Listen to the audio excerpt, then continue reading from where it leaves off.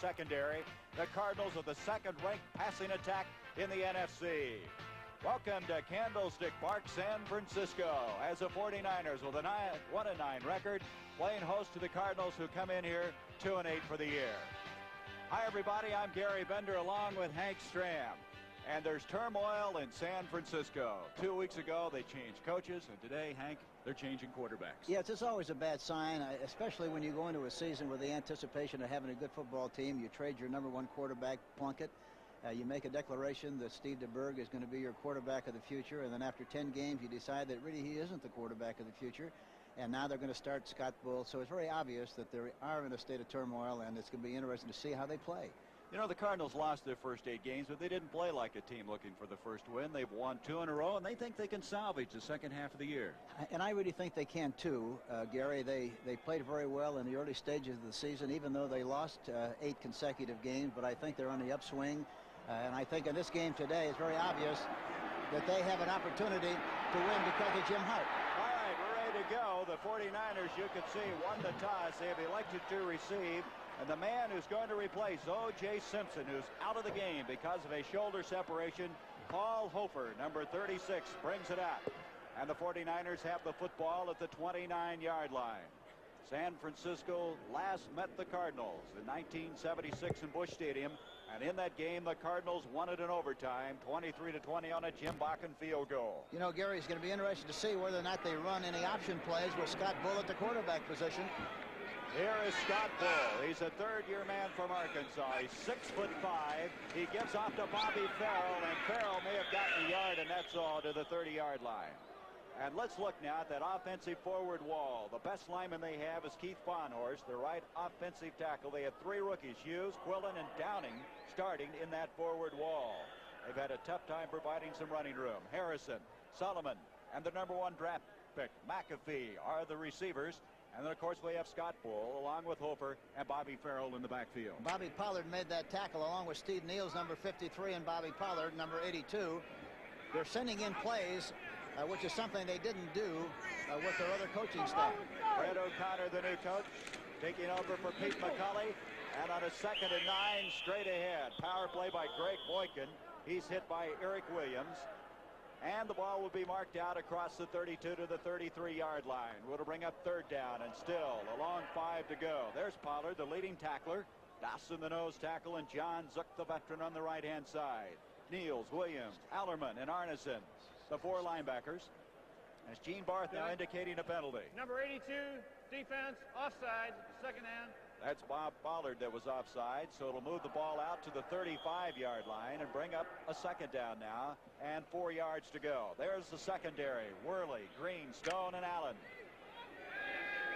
We expect to see through the course of this game the 49ers running some option plays, as they feel Scott Bull is an excellent running quarterback.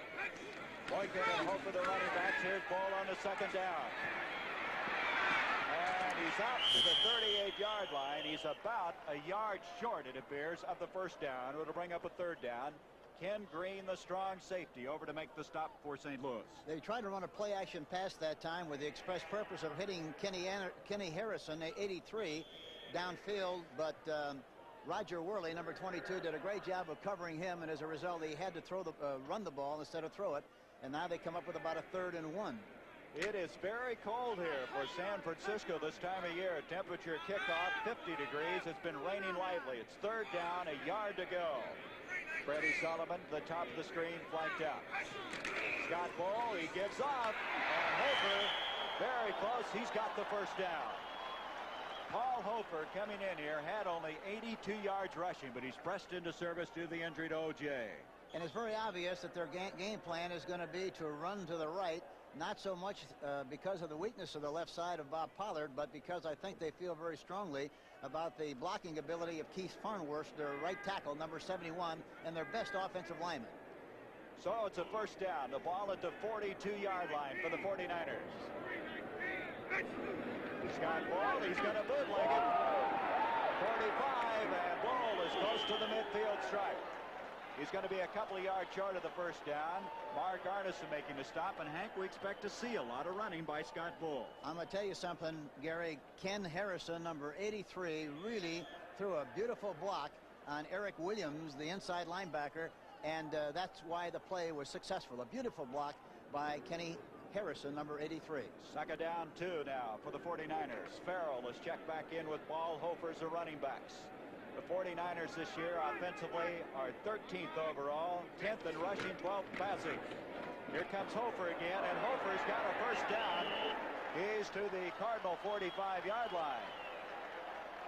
Even though the 49ers have won only one game, there's been 3 others they should have won, losing them in the late stages of the contest. Mark Arneson made the stop again for the Cardinals, and a first down at the St. Louis 45-yard line. You know, neither team are a really great running team. St. Louis, for example, in the statistical area is 11 rushing, and San Francisco is 10 in total rushing, so there's not much to be decided there between the two teams from a rushing standpoint. 39-year-old Fred O'Connor, who 2 years previous to this was the offensive coordinator for the Chicago Bears. On a first down, a give to Hofer. And Hofer's going nowhere because Ken Green came up, and boy, he just took the interference with him. Yes, he did a great job, and that's the way you like to see people force on the run. If you're going to try to run outside, the guy that has to stop the outside run is the outside linebacker, of course, and the cornerback or the safety. That time he did a great job. Denver defeating Cleveland, so Denver now 7-4 for the year. This telecast is presented by authority of the National Football League and is intended for the private use of our audience. Any rebroadcast or the use of this telecast without the express written consent of the San Francisco 49ers and the National Football League is prohibited. Second down, 11. Hofer to the 40. And Hofer's going to be 5 yards short of the first down as we go to a third down. Ken Green, Steve Niels combining on the stop for the Cardinals. And Hofer, who's a slashing type runner, has 3 touchdowns, but just hasn't been used much this year. But he's going to be used an awful lot from here on in. He's a very outstanding looking back, has good quickness and power. And let's see this time if they throw the ball, whether they try to match up Solomon on Carl Allen, number 27, the left corner. Let's see what they do. And they're at the top of the screen. Solomon flanked out there, picked up by Allen. On a 3rd and 5. There's a little delay to Farrell. And Farrell has the first down. Bobby Farrell, that's kind of a misdirection type play. Yes, it was a rollout action, and they ran a draw play, hoping that the defense would pursue. Watch it, he rolls out to his right, and Farrell goes to his right and then comes back against the grain. He does a great job of running here. He runs right into people. Watch this. And finally gets through there. Roger Worley, number 22, and Eric Williams, 55, finally make the tackle, but he makes the first down. Houston defeating New England after trailing most of the game, and Miami having quite a battle with Buffalo. On a first down, Scott Bull being chased by Dawson. Ken McAfee, the big tight end. McAfee, the former All-American from Notre Dame, and he has the ball at the 27-yard line. Mark Arneson dropped him. McAfee, a 250-pounder. Well, this is a misdirection play. They fake to the right, and then Scott Bull rolls to his left. He runs away from Mike Dawson, 73, throws the ball right on target to Ken McAfee, and he makes a nice catch, and now it's about 2nd and 3. That's what it is. There's Coach Bud Wilkinson, his club looking for their 3rd straight win after impressive wins over the Eagles and Giants. Kenny Harrison comes flanked out. Freddie Solomon to the top of the screen on the 2nd and 3. Scott Bull gives up, and Hofer has a first down. And San Francisco is eating up time with 8:25 and yardage at the same time as Kurt Allerman makes the tackle. And that was nothing more than a straight ahead shot with the left tackle, Ayers, 68, and the left guard, Ernie Hughes, doing a good job of blocking at the point of attack. You can see right now that San Francisco's determined they're going to run the ball right at the Cardinals. Yes, they must feel very strongly about that because they're really blowing them off the line of scrimmage, and that's what you have to do to move the ball as efficiently as they're doing it right now. On a first down handoff up the middle, Steve Niels reacting to the play and making the stop. As again, they're just coming right at him. Paul Hofer carrying the football. And so now inside the 20 to the 18-yard line to bring up 2nd down, and still long 7 to go. The thing that's happening right now is that the offensive line of the San Francisco 49ers are really controlling that line of scrimmage and knocking them off the line off the ball, and this is why they're doing a good job of moving the football on St. Louis in this early stage of the game. from the 18-yard line. Scott Bull, a little mix-up on that one. He's got a wide open touchdown. That's Kenny Harrison. Harrison wide open. I thought that's who they'd pick on. They picked on Carl Allen, and that time Harrison ran into the post, got him turned, went back out to the flag. There's a flag on the play, however. We'll see what happens. A Bull had Harrison wide open. The penalties against San Francisco, and it'll bring it back. But he really ran a beautiful pattern, got Carl Allen turned in the end zone, and he was wide open on the outside, but it's all nullified, all in vain, because of a penalty on the part of the San Francisco 49ers. All right, let's listen, see what Gene Barth has to say. Personal foul, clipping, number 62. That is Walt Downing, who, by the way, is the most penalized player on this team. He has really had a tough time this year, a lot of jumping off sides, and this time for the clip. And so the touchdown comes back, and the ball now at the 33-yard line. It's going to be second down now and 22 yards to go. In motion comes Freddie Solomon. Scott Bull off to Bobby Farrell. And Farrell knocked out of bounds by Ken Green, and Green establishing himself early in this game. He's made a lot of stops in this first series. Yes, he's a big, strong defensive back, and Hofer that time made a nice block on that run. Boy, you know, Hank, there's 7:10 left. This has taken a lot of football time as the 49ers have taken the opening kickoff, and they still have possession. They did a good job of play selection that last time, too. They didn't try to get it all back in one play. Very wisely ran the ball. And now they have a 3rd and 16 situation coming up. So the ball is at the 27-yard line. No score. We're just underway. Here's Bull. Intended for McAfee. He was covered very well by Doug Green as the Cardinals had 5 defensive backs in on that play. We got a little pushing and shoving going on between Ernie Hughes down there and also Eric Williams. But no damage done, and it's going to bring up a 4th down. So that penalty certainly has hurt San Francisco. And that could make a very big difference in the outcome of the game, too, because it takes away some of the momentum of the 49er team. Had they gone right in and scored, they'd have been very tough to contend with, especially early in the game. This could make a difference, especially if they miss this field goal. This is a 45-yard attempt by Ray Wershing. He's hit 10 of 12 this year. Scott Bull to hold. 45-yard attempt by Wershing, and it is good. He just got over it. Just made it. A 45-yard field goal, and the 49ers are on the scoreboard. 7 minutes, 1 second left to go in the first quarter. San Francisco 3, St. Louis nothing. You can tell by their style and flair. They're now. And you can tell by the way they're getting there. They're now.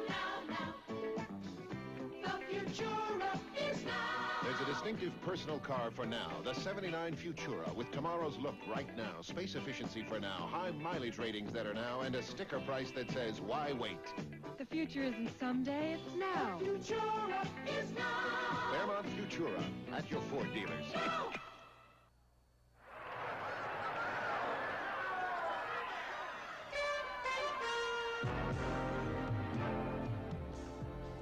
How about a winner for me? New Schlitz Light.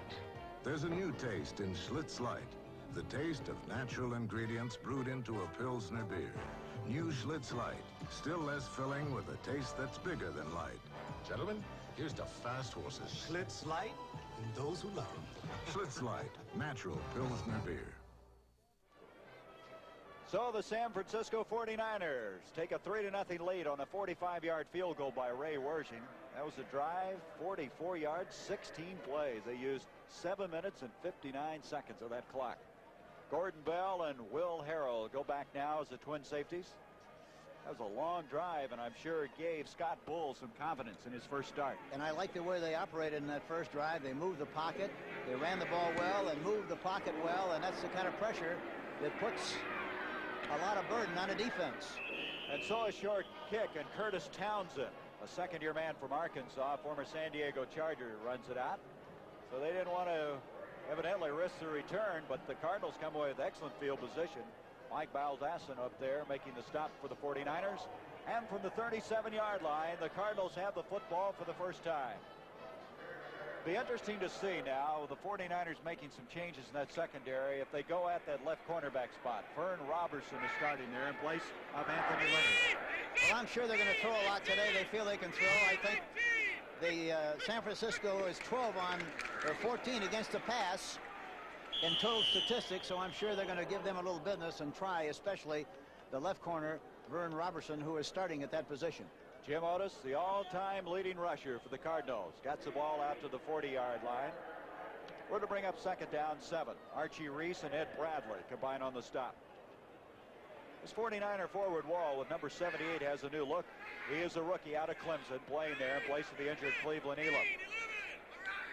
Eason Ranson starting at tight end. He's been slowed by a hamstring. Here comes Jim Otis again, and Otis out to the 47-yard line. Archie Reese making the stop. That's very close, and they got the first down. Bob Young threw a big block up front. Jim Otis does that extremely well. It was a play right up the middle, and he reads the block of the guard in the center, and the middle linebacker makes any kind of a overcommitment to one side or the other. Jim runs so well with his eyes that he saw that opening and made the necessary yardage for the first down. Excellent run by Jim Otis. So from the 47, a first down. Hart, his first pass to Mel Gray. And Gray lost his footing, but he picked up some yardage to the 45. That was Robertson, the guy we mentioned earlier, the second-year man who they picked up from the Miami Dolphins in that Delvin Williams trade. Vern Robertson is playing very deep. He's almost as deep as the tunnel. And so you can expect them to throw an awful lot in front of him until they get him up where they want him, and then he'll go up on top. But they're going to throw a lot in front of this guy. I'm sure of that as the game progresses. So it's second down, 2 yards to go.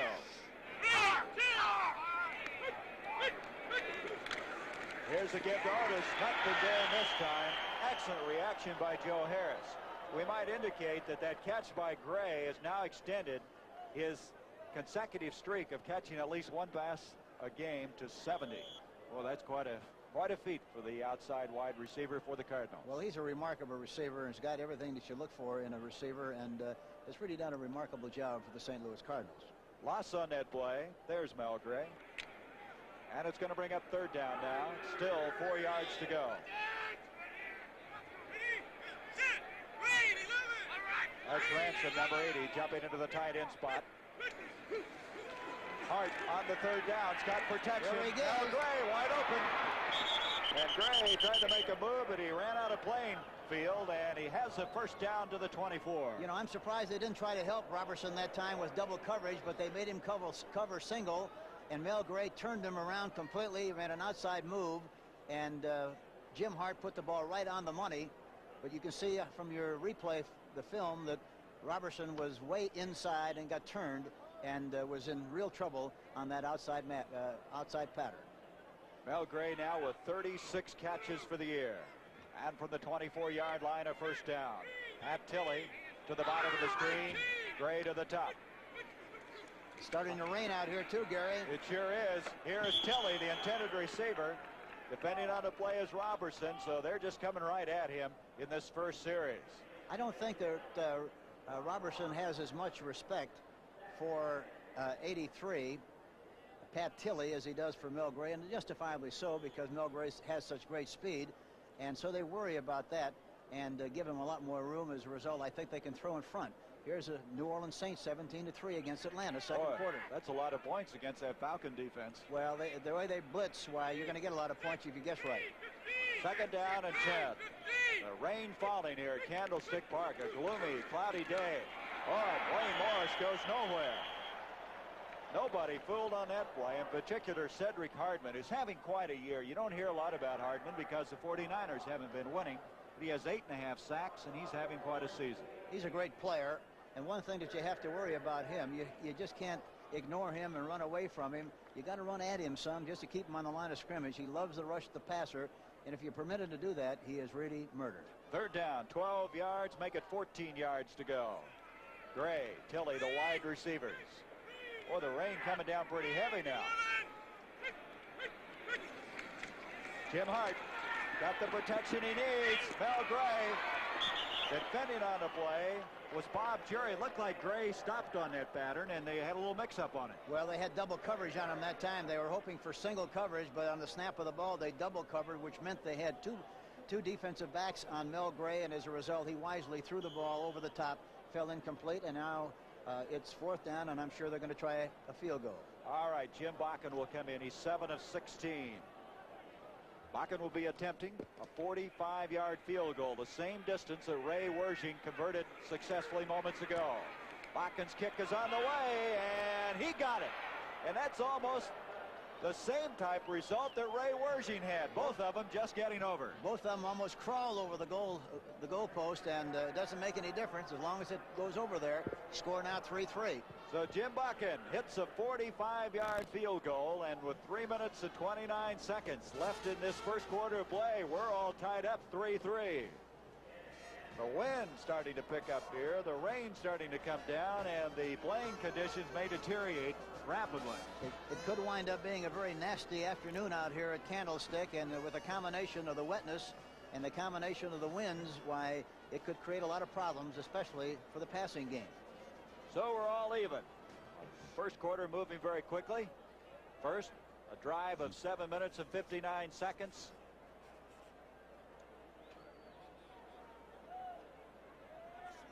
Okay.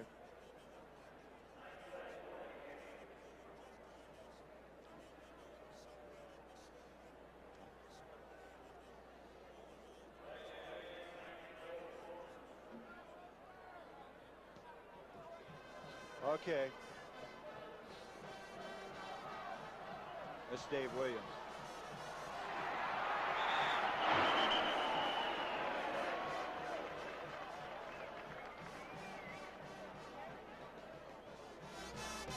Dave Williams, number. Okay. How far was the Cardinal drive? Yeah, I know, but the drive, how far was it?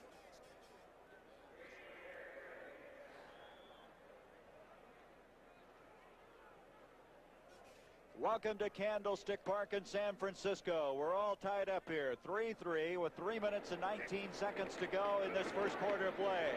The San Francisco 49ers in the red jerseys, as Mike Dawson put quite a hit on Paul Hofer. The first scoring was done by the 49ers. They took the opening kickoff, marched 44 yards, and then kicked a 45-yard field goal. Ray Wershing doing the honors. And just moments ago, the Cardinals in with their first offensive opportunity, marched the football down the field, and Jim Bakken kicked a 45-yard field goal. So that's how it stands right now, 3-3, with now just inside 3 minutes to go in the first quarter. I'm Gary Bender along with Hank Stram. Glad to have you on hand with us. It's raining in Candlestick Park, and the temperature around 50 degrees. As Scott Bull, who's getting his first starting call in 2 years. Third-year man from Arkansas is thrown for a loss. Back to the 36-yard line by Mike Dawson. And you know, Gary, on that first drive, he looked very impressive. He ran the ball well as far as the utilization of his running backs. And then, of course, he did a good job with misdirection and play action and bootlegs and moved the ball down in good shape and had a 16-play drive and finally got 3 points. And there you see the offensive picture for the 49ers. Hofer replacing O.J. Simpson, who's out with a shoulder separation. And this is Scott Bull. He's a very fine running quarterback. And in this early going, he's been running a lot of bootlegs, been rolling out. And at 6'5", 211 pounds, he's a tough man to bring down. Yes, he is. And, of course, the big thing is he puts a lot of pressure on the defense because he's moving the pocket from side to side and making the defensive lineman guess as to where he's going to throw the ball from, and that puts a lot of pressure on the defense. Throw the ball at the 36-yard line. Scott Bull back. He's going deep. Freddie Solomon. And he dropped the football. Freddie Solomon wide open at the 24-yard line. He had beaten Carl Allen, the guy that they've been picking on here in the early going. They've been picking on him short and in front, and now they throw on top. That was a blitz situation with both linebackers coming. Allen had to cover Solomon all the way, man for man. He threw the ball nicely into the post area. He should have had it. He did have it and just dropped it. He doesn't catch it in his hands. He catches it in his arms, and it rolled right out of there and incomplete. There you see it again, but he should have made that catch. It was a beautifully executed play. Solomon, their leading receiver, 28 catches as Mike Connell attempting his kick, and he got it a little bit high. Didn't get the distance he wanted on it, and a fair catch by Harrell at the 32-yard line. You know, Scott Bull impressed me that time with the automatic. He saw the blitz. He changed the play at the line of scrimmage, got the ball right on top just perfectly. Everything was exactly right except one thing. The receiver forgot to catch the ball. Freddie Solomon, incomplete. That was a 32-yard kick by Mike Connell. We have a timeout. 2:07 to go in this first quarter. It's all tied up, 3-all.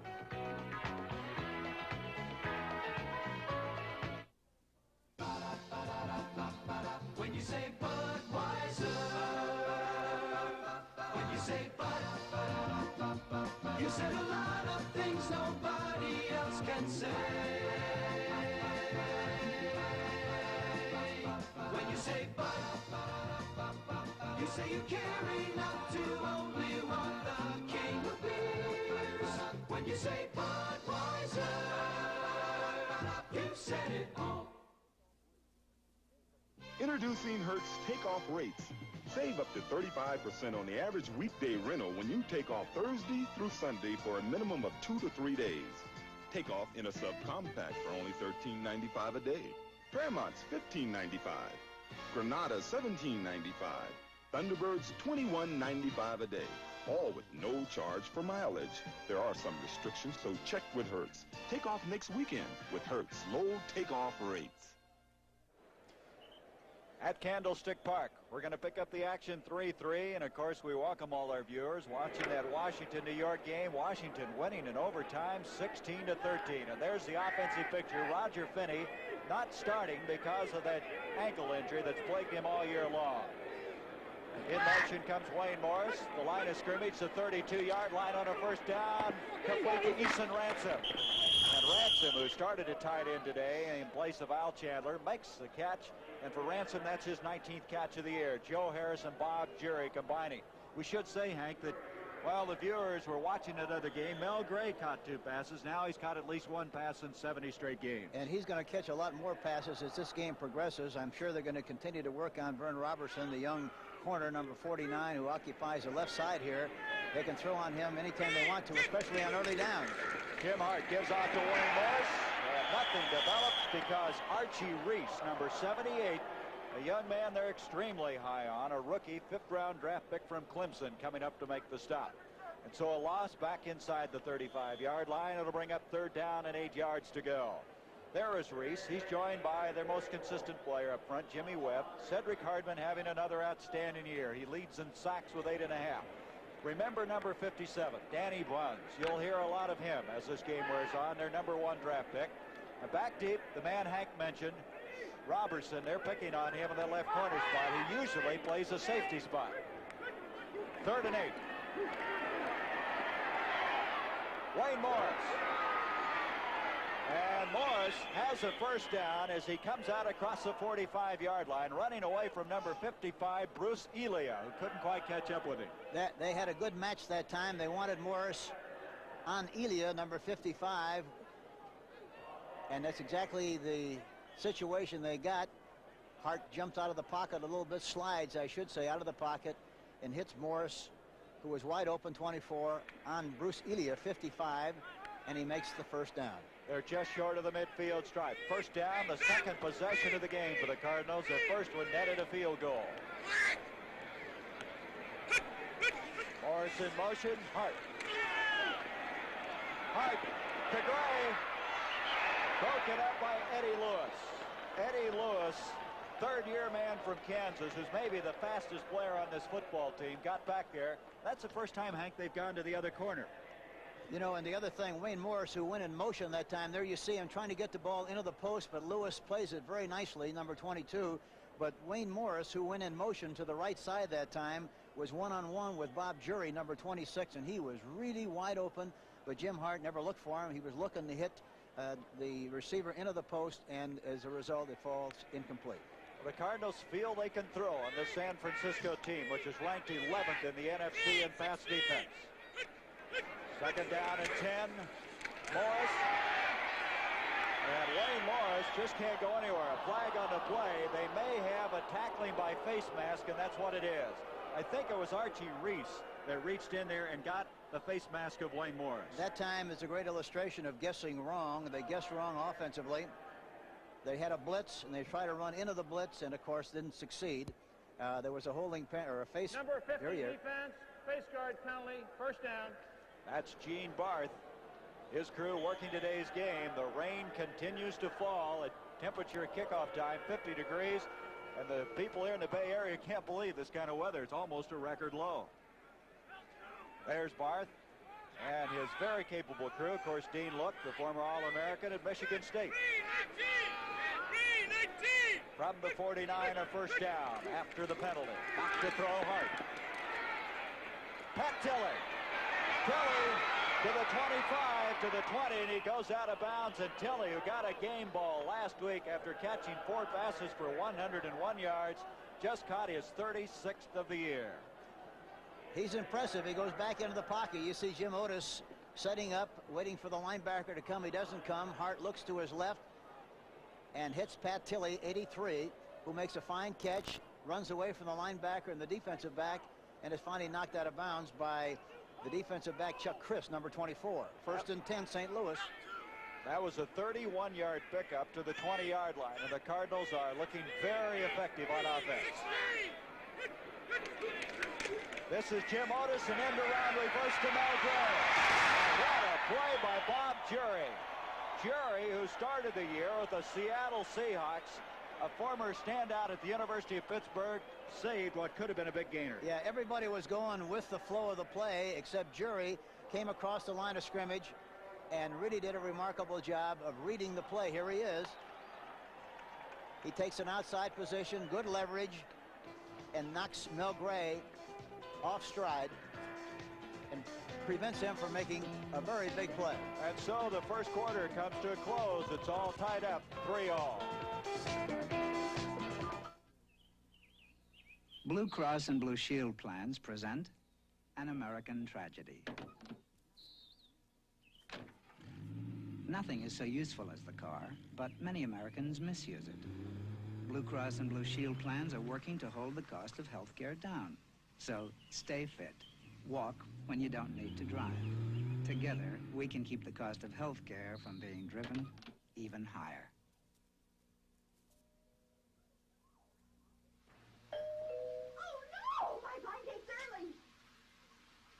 Whew. You sure didn't spend any time getting dressed. Linda, tell him I'll be there in a minute. Maybe he'd look better in Hager's slacks. Or Hager's sport coat and slacks. He could even afford a Hager vested suit. And that's a look I can't afford to pass up. Oh, Hi. Susan? Close enough. For me, Hager, because looking good makes you feel good. Ready or not, here I come.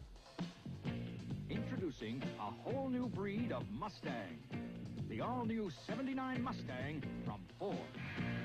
With a new aerodynamic design, precise handling, and Mustang performance from options of V6, V8, even a turbocharged engine.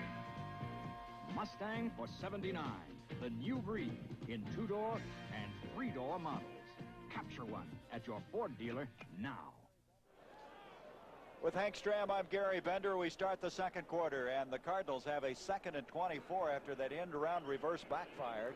Bob Jury making a fine defensive play for the 49ers. Jim Hart thus far throwing the ball very effectively. He said he would come out throwing, and there's the stats. 5 of 8, 81 yards. His longest, 31 yards to Pat Tilley. 2 of those catches made by Melgray. On a 2nd and 24. Easton Ransom picked off by Chuck Christ. And Christ is out to the 32. He fumbles it. It's picked up by Eddie Lewis. And Lewis is breaking it out to the 40-yard line. There's a flag down on the play, however. I don't know what it is, but it's on the far side of the field, Gary. We'll see what happens. They had 5 defensive backs. It looked like Hart slipped, Hank, as he threw the football. His foot went out from under him a little bit. Ransom, the intended receiver. And then you saw what happened after that. Chuck Christ, we had at New Orleans with us, is a very alert. See what happens. We got a personal foul coming up against St. Louis. But Chuck Christ is a very alert, intelligent football player, reads the quarterback very well. That time Hart looked at the tight end right from the very beginning. He was open for a while, but by the time the ball was thrown, here's a personal foul, unnecessary roughness, 35, first down. But by the time he got the ball there, Chuck Christ was there in time to make the interception. 1st and 10, San Francisco. Bob Young forced that fumble, and then Jim Otis is called for the personal foul, and the ball's at the 25-yard line. That was the 3rd interception of the year for Chuck Christ. Here's Scott Bull on a bootleg, and he's hit by Steve Niels. Let's go back to that wild and woolly interception just a moment ago. Hart's back in the pocket, and watch him. He's looking at the tight end right down the field. Chuck Christ is also watching Hart. Eason is open, but by the time the ball was thrown, Chuck Christ makes the interception, number 24, runs up the field. Watch it. He fumbles the ball as he's hit. Eddie Lewis picks it up, number 22, and almost went all the way. Had he been able to maintain his balance, he would have gone all the way. 2nd down and 8. Bull back to throws. Freddie Sullivan. I don't know what happened on that play. It looked like Allen had a shot at it. Then it looked like Solomon should have had it. Well, the fact that the hands went up, I think, made Solomon lose his concentration. It was another rollout, play action pass, and he throws the ball right on the money. He's dropped 2 of them today. But Allen had a chance to make the interception, and I think Solomon was surprised by the fact that he didn't. And didn't concentrate on watching the ball into his hands, and as a result dropped it. So Solomon now dropped one earlier in this game, wide open. And eventually they settle for the field goal, and now drops one in the end zone. 3rd down and 7. Here's a blitz. And you can see the rain that's been falling since we started this game is starting to affect the play as Bull loses yardage way outside the 30-yard line. Eric Williams came storming from that middle linebacking spot to force the play, and at the 33 now, it brings up a 4th down. They had a double blitz coming, and they had the right play call. They were trying to get one-on-one, which they had. However, he slipped in the process of going back into the pocket, and of course lost yardage on the play. So Ray Wershing, who earlier kicked a 45-yard field goal, is going to attempt a 51-yarder. We can watch for something with Scott Bull holding the ball here. He might try to a fake field goal here. Let's see. He's kicking with the wind to his back. Wershing's kick is going to be short. So Wershing attempting a 51-yarder, does not get it, and it's still a 3-3 football game. He had to dip his foot in some Gatorade before that kick. He never would have made it from that distance. 3-3. We'll be back in a moment. I may have a bar in my office, but Lawson has a Sony. Darn. I thought they were going to give me a Sony. Most people feel very special about Sony Trinitron Color TVs. Probably because Sony Trinitron Color TVs are very special. You see, it's not just a TV, it's a Sony. Dad, I have a date coming over tonight. Can I borrow the Sony?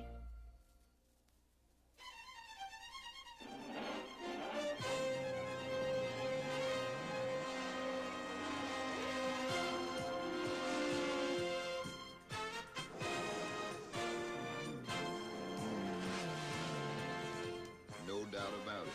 When you say Budweiser, you've said it all.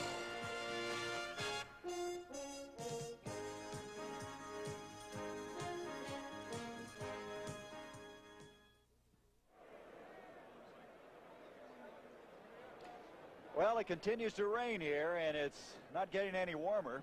And as you saw a moment ago, the field getting a little bit slick. They're going to change the surface here. They call this Candlestone instead of Candlestick because the field is so hard. And next year, they're going to go to natural grass here in San Francisco. Yeah, they kiddingly call it fuzzy cement. So, after the missed field goal attempt, the Cardinals have the football, and Jim Otis trying to go wide. And Dan Buns has got him, and that's the guy we talked about earlier. They are so high on number 57. He was their second first-round draft pick. He's out of Long Beach State. He's 6'4", a 230-pounder. He's their leading tackler, and he'll be all over the field. Yes, he's got terrific range, and of course the good size in conjunction with that really makes him a very unique middle linebacker because he's going to be a very good one. You can see Coach Wilkinson trying to keep dry, and it's going to be difficult to do because of wind. And Fred O'Connor, this is his second game as the head coach of the 49ers. Give to Otis again. Otis breaks it outside to the 40, and he's just about a yard short of the first down. Chuck Christ, who last year was the MVP defensively for your New Orleans Saints team. Yes, he's a very outstanding player. He really is, and I think the San Francisco 49ers were very lucky and did a good job in that trade market to get Chuck with his football team, because he's an outstanding leader along with being a very good football player. So they're just short. It's third down. Look at this. Green Bay, Dallas. Neither one of those teams can afford to lose that game. No, it's a must game for both people. And let's see if Hart tries something on 3rd and 1. Usually during the course of the game, you're in a 3rd and 1 situation about 3 times in a game. Here we go with Otis, and he got it. It's a good man to have in a short yardage situation. Jim always reads the hole well. None better than Jim Otis, because he really somehow, some way, always finds a way to make that yardage, especially on a 1-yard situation. He, of course, now the all-time leading rusher in Cardinal history, and he's glad to have that pressure behind him. Got the mark last week in that win against New York. And now out across the 36.5-yard line, a first down. Checking that offensive line, Bob Young is still in there. They're watching him very closely. He's having trouble with the hamstring. Portman did start in place of Roger Finney. Here's Jim Otis. And Dan Buns is there, number 57. It's been a good draft for the 49ers. There's been all kinds of turmoil out here, coaching changes, today a quarterbacking change. But one thing you can say, they did have a good draft. They're starting 3 offensive linemen, a tight end, a middle linebacker. Well, let's face it, Gary, you know, it takes a lot of courage to stand by your convictions. Very obvious that Joe Thomas feels strongly about these young people, and he feels they're going to take their lumps, but eventually they're going to be good players, and that's what happened every place he's been. Second down and 10 yards to go. Hart. Now Gray missed again. Missed his second interception of the day. Chuck Christ now with 4 interceptions for the year, as the 49ers have it with good field position at their own 48-yard line. That time they were again trying to lift the left corner. Chuck Christ watched him all the way, watched his eyes, and you see what happens. He intercepts this pass again. Big play, Chuck Christ. Spot, can't you act like a dog? There's so much clear information in the yellow pages, you'll never be confused. Canine care. You'll even find specialists who make house calls for almost any situation. You're not a kitty, you're a dog. Say, When you need to know who, what, where, when, and why, let your fingers do the walking through the Bell System yellow pages. Americans have always had a love affair with the automobile, and of the more than 2,500 different cars introduced, one was the best-selling ever. This one, Ford Fairmont. Presenting Fairmont 79, designed for a changing world, with lots of room for the money. A great EPA mileage estimate for today's driving, and a range of sticker prices that are surprisingly low. America has made Fairmont the best-selling new car ever introduced. Sedans, wagons, and the exciting Futura at your local Ford dealer. Next Saturday at 3 p.m. Eastern, CBS Sports presents the Series Championship of Women's Tennis. You'll say, you saw it on CBS Sports. Well, Chuck Christ is really causing some problems for the Cardinals. He's picked off 2 passes, and the latest one sets the ball up at the 48-yard line. San Francisco 3, St. Louis 3. Kenny Harrison and Freddie Solomon, the wide receivers.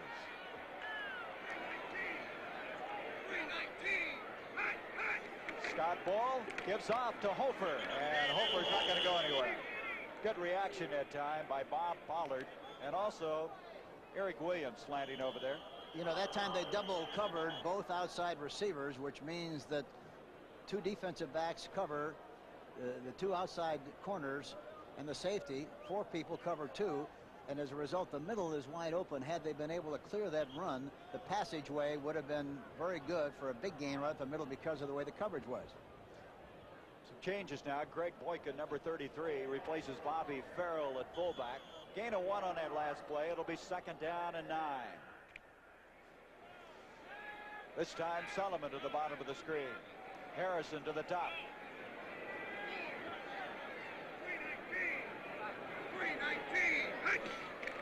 Scott Bull gives out to Hofer.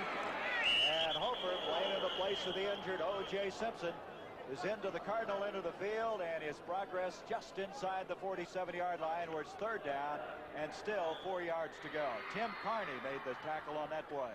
And there was a blitz on the play that time, and they ran inside of the blitz and were very fortunate to get as much yardage on the play as they did.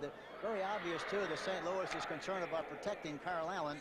They're using more double coverage on his side to keep him from covering 1-for-1. The Colts leading the Seahawks, as you see it, 10-7. We'll keep you posted on all the action and what's happened back east in the National Football League. Here's Bull back to throw. Sullivan, and he is hit by Carl Allen. That time they didn't double cover. He had one-on-one, and as a result, he was wide open in front of Carl Allen. The crowd is cheering here because Sullivan has dropped a couple of passes previous to this reception. But he's wide open. Carl Allen is very concerned about the deep coverage and permits Solomon to get in front and pick up the necessary yardage for the first down. Here's the hit. Carl Allen on Freddie Solomon, number 88, Carl Allen, 27. First down at the 39 of St. Louis. Bobby Farrell, and Farrell inside the 35. Now, for the viewers who weren't with us early part of this game, this is exactly what San Francisco did on the first series. They ran right at St. Louis and held the football for almost 8 minutes. Yes, and they threw some very outstanding possession-style passes with play action and misdirection, and had a beautiful 16-play drive. Here's Minnesota, 17-14, Chicago Bears. That's 8 in a row for Chicago. Minnesota staying on the heels of the Packers in that NFC Central Division. Second down 5, and I believe they got to get another ball in. That one's too wet. Continuing to rain. And it is cold. You wouldn't expect this kind of weather this time of year out in the Bay Area, but here it is. So Scott Bull will have a second down 5. 8 minutes, 55 seconds to go before halftime. Kenny Harrison. Here's Bull wanting to run. Boy, he got hit there. What a collision with Steve Niels just about the 30-yard line. But Scott Bull, he doesn't have to back off when you're 6'5" and 211 pounds. Here's another fake draw, roll-up play. And it really doesn't look like he had any intention of throwing the football at all. He was decided to run right after he made the fake. And he's just short. Watch the hit there by Steve Niels, 53. And I think he broke his helmet. Some collision. That's what they're going to have. You see Scott Bull, an official's timeout while they have equipment repair. Not too many quarterbacks have that happen to him. As he comes off, this young man, you can see where they're pointing just above the left ear hole is where the helmet has been cracked.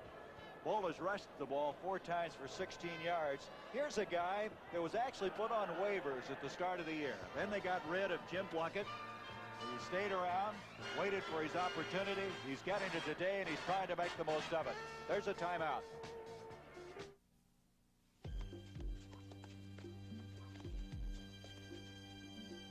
It was a long, hard run, but I finally won. Now it's all behind. Got blue ribbon on my mind. I've got Pabst Blue Ribbon on my mind. More and more lately I find The premium taste of Pabst. It's a lot to look forward to. I've got Pabst Blue Ribbon on my mind. This is the new Sonar one-step camera from Polaroid. It sends out inaudible sound waves that bounce off the subject and return in a split second. The lens automatically rotates to precise focus, like this. And this. I caught a fish! Look at all the court! If I had to focus, I would have missed that picture. Sharp, instant pictures in minutes. This close, this far, this quick. Polaroid's new one-step's the world's simplest cameras. So the 49ers have a third down, a yard to go. As Scott Bull has the helmet repaired, he's ready to go. On third down conversions, the 49ers are 3 of 6 thus far. Scott Bull gives off, and I don't know. Hofer trying to get the first down, and it's going to be very close. Let's see where they mark it. He didn't get it. I don't think he made that, and that was an unusual call to take the ball all the way across the formation on a short yardage situation. It's a long way to go to try to make a yard, and they didn't succeed in getting it done. Well, they're going to go for it. It's 4th down as Paul Seal comes in. They'll have 2 tight ends, Seal and McAfee.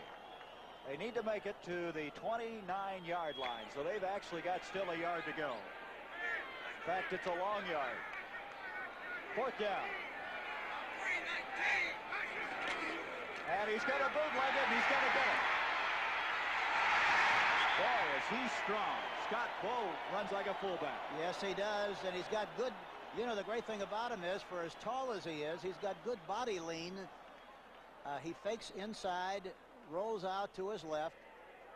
They take the bait inside, but watch, he runs to the outside. Watch the lean. He drops his shoulders, protects the ball very well, and finally spun away from the traffic and made the yardage. A beautiful rush by Scott Bull. So the ball is just short of the 25. A 1st down. Scott Bull in place of Steve DeBerg, who'd thrown 20 interceptions and started all the other games. They can throw in front of Allen anytime they want to. There they do. Kenny Harrison, you called it, Coach, as they threw right in front of Allen, but a connection was not made. That time, that kind of a pass, anytime that you throw the ball inside, it's really important that you throw the ball right at the numbers, because if it is deflected, there's no chance to get it intercepted if you hit the numbers. If you hit it high like he did that time, it slid right on through, and there's always a chance that the guy behind him could make the interception. And that ball is a little wet now. It causes even more problems. 2nd down, 10. Harrison is back in now. Harrison, Solomon, the wide receiver. Looks like the Cardinals jumped offside. Here's Hofer. Hofer got a yard or 2. Let's see if they were drawn off or they, in fact, came across on their own. They did. Offside against St. Louis. Mike Dawson looked like the first guilty party, and then others followed suit. Yeah, and they had a blitz on that time. They try to anticipate the count. That's why it's so important for a quarterback to make sure that he changes the count and the rhythm as the game progresses, so that the defense can't get geared. Defense, offside, 2nd down. So that the defense can get in tune with what the quarterback rhythm really is, and that's what happened on that play. And Hank, as I recall, they say they have worked on a different cadence all week, the 49ers. Yeah, you gotta do that to keep them off balance. If you're not careful, you wind up going on 2 all the time. And so Scott Bull, a new quarterback, a new cadence, and some problems. Here's a delay to Bobby Farrell. Farrell to the 15, to the 10, and he's got a 1st and goal there. Bobby Farrell was clotheslined by Roger Worley, as this former UCLA standout found a hole, and he took advantage of it. That was another well-conceived play. It was a rollout. Scott Bull has rolled out so much so far in this game that he rolled out to his right like he was going to throw. Bobby Farrell went to the right like he was going to block, and then came back against the grain. There's Steve Neal's missing. There you see Green missing, and he's finally knocked down by Roger Worley, but he's in good position. 1st and 10. Farrell now with 28 yards on 5 carries. A give to Hofer, and Hofer is close to the 5-yard line. Tim Carney making the stop, and Hofer really came off the ball that time. He came off the ball well, and so did the entire left side of the line. John Ayers, Ernie Hughes, Fred Quill in the center, all of whom did a good job of getting movement, and that's what you have to do if you're going to succeed on that kind of a simple handoff. That offensive line, Downing, Hughes, and Quillen are all rookies. Hughes, 3rd-round pick, Downing, a 2nd-round pick, and Quillen, the center, was a 7th-round draft choice. 2nd down, just outside the 5. Scott Bull. Steve Neal's is up there. He wanted to throw to Solomon. Solomon could not clear.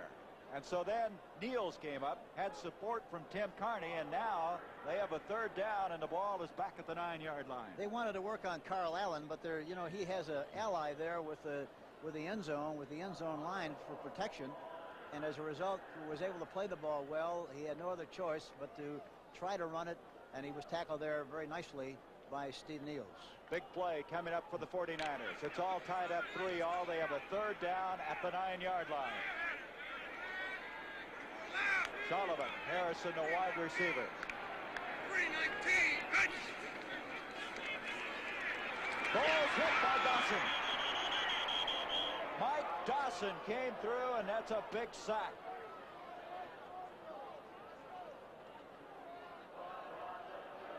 Watch Dawson, 73.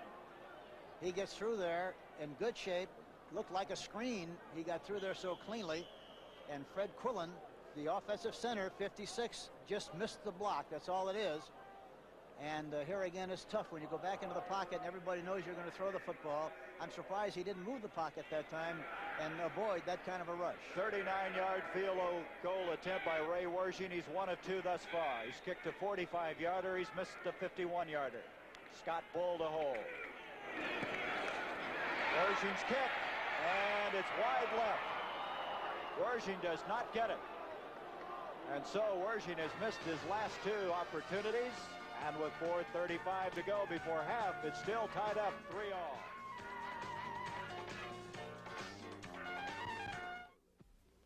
I'm Merlin, the electronic wizard, challenging you to 6 computer games.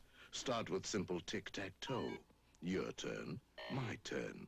I'll tell you if you win and when you lose. Play all kinds of games.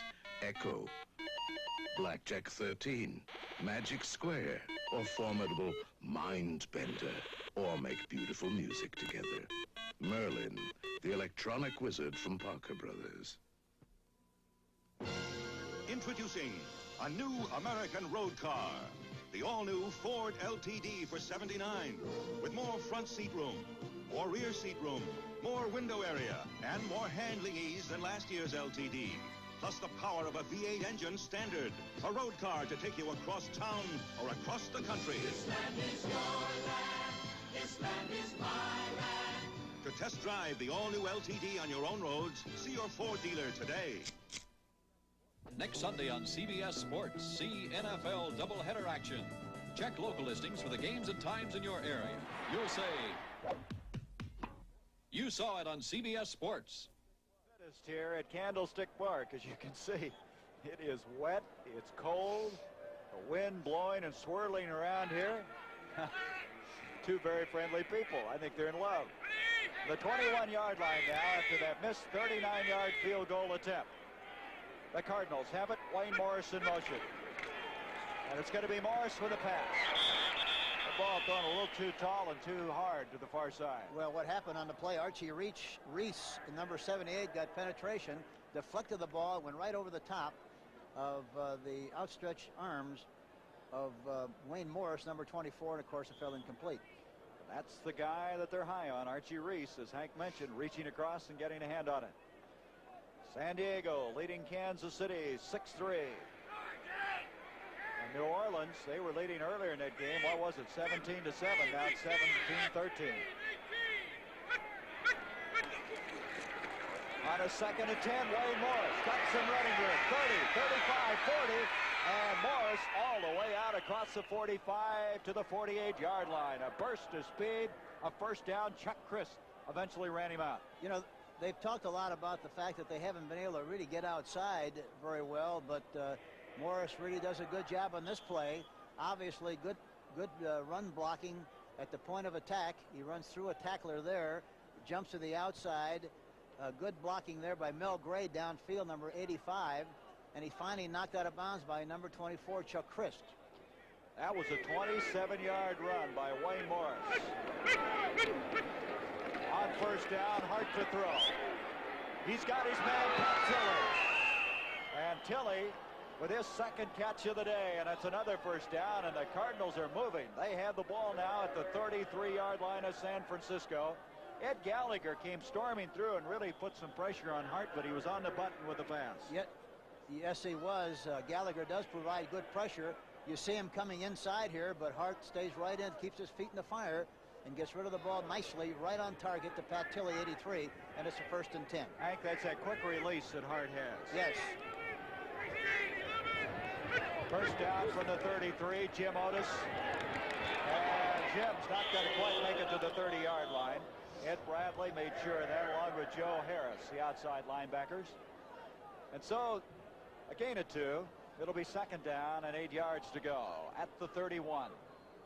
And Robertson, number 49, continues to play Mel Gray very soft, and it looks like he could play catch over in that outside area the way he's playing at this stage of the game. Dallas, after trailing 7-0, now has taken the lead 14-7. That's in Milwaukee. 2nd and 8. Al Chandler, number 87, now in at tight end. Hart to Gray. And Eddie Lewis, the closest. Wet here now. But you want, but Gray was wide open. You see, he runs a hook in front of Eddie Lewis, but the ball's thrown over the top. But on a day like this, you want to throw the ball because the offense has the advantage. So on a 3rd and 8. 5 defensive backs are in. Hart gets rid of it. Tilley makes quite a catch, and he's got a first down, and Hart really took a shot that time as he released the football, and Tilley with a fine catch, and that's a first down. That time they were in man-for-man coverage. 49 Robertson had to cover Tilley all the way across the field. They got the one-on-one situation they wanted. Here he is. You see Hart staying in the pocket nicely. There you see Tilley coming across the field. Robertson, 49, pursuing, but too late. And Gray was open on the play too behind Eddie Lewis. Both of them were open. See if they throw again on first down. They can throw anytime they want to. From the 20, a first down. Hart to Otis. Otis outside to the 15. A gain of 5. He's 2nd and 5. To go back to that previous play, Pat Tilley catches everything that's thrown in his direction. You talk about him not having a great speed, but every time the ball arrives in his area, you can depend on Pat Tilley. And that's the important thing. You have to be able to catch the ball first, even though you don't have great speed, and that's what he's doing. It's just so very important. The 2-minute warning is here. We'll be back in just a moment. RCA announces a major improvement in video cassette recording. Introducing SelectaVision 400. Set it today, and for the next 7 days, the 400 remembers the shows you want recorded. It'll turn itself on and off up to 4 times, even change channels. SelectaVision 400, the 4-hour video cassette recorder with the 7-day memory. Let RCA turn your television into SelectaVision.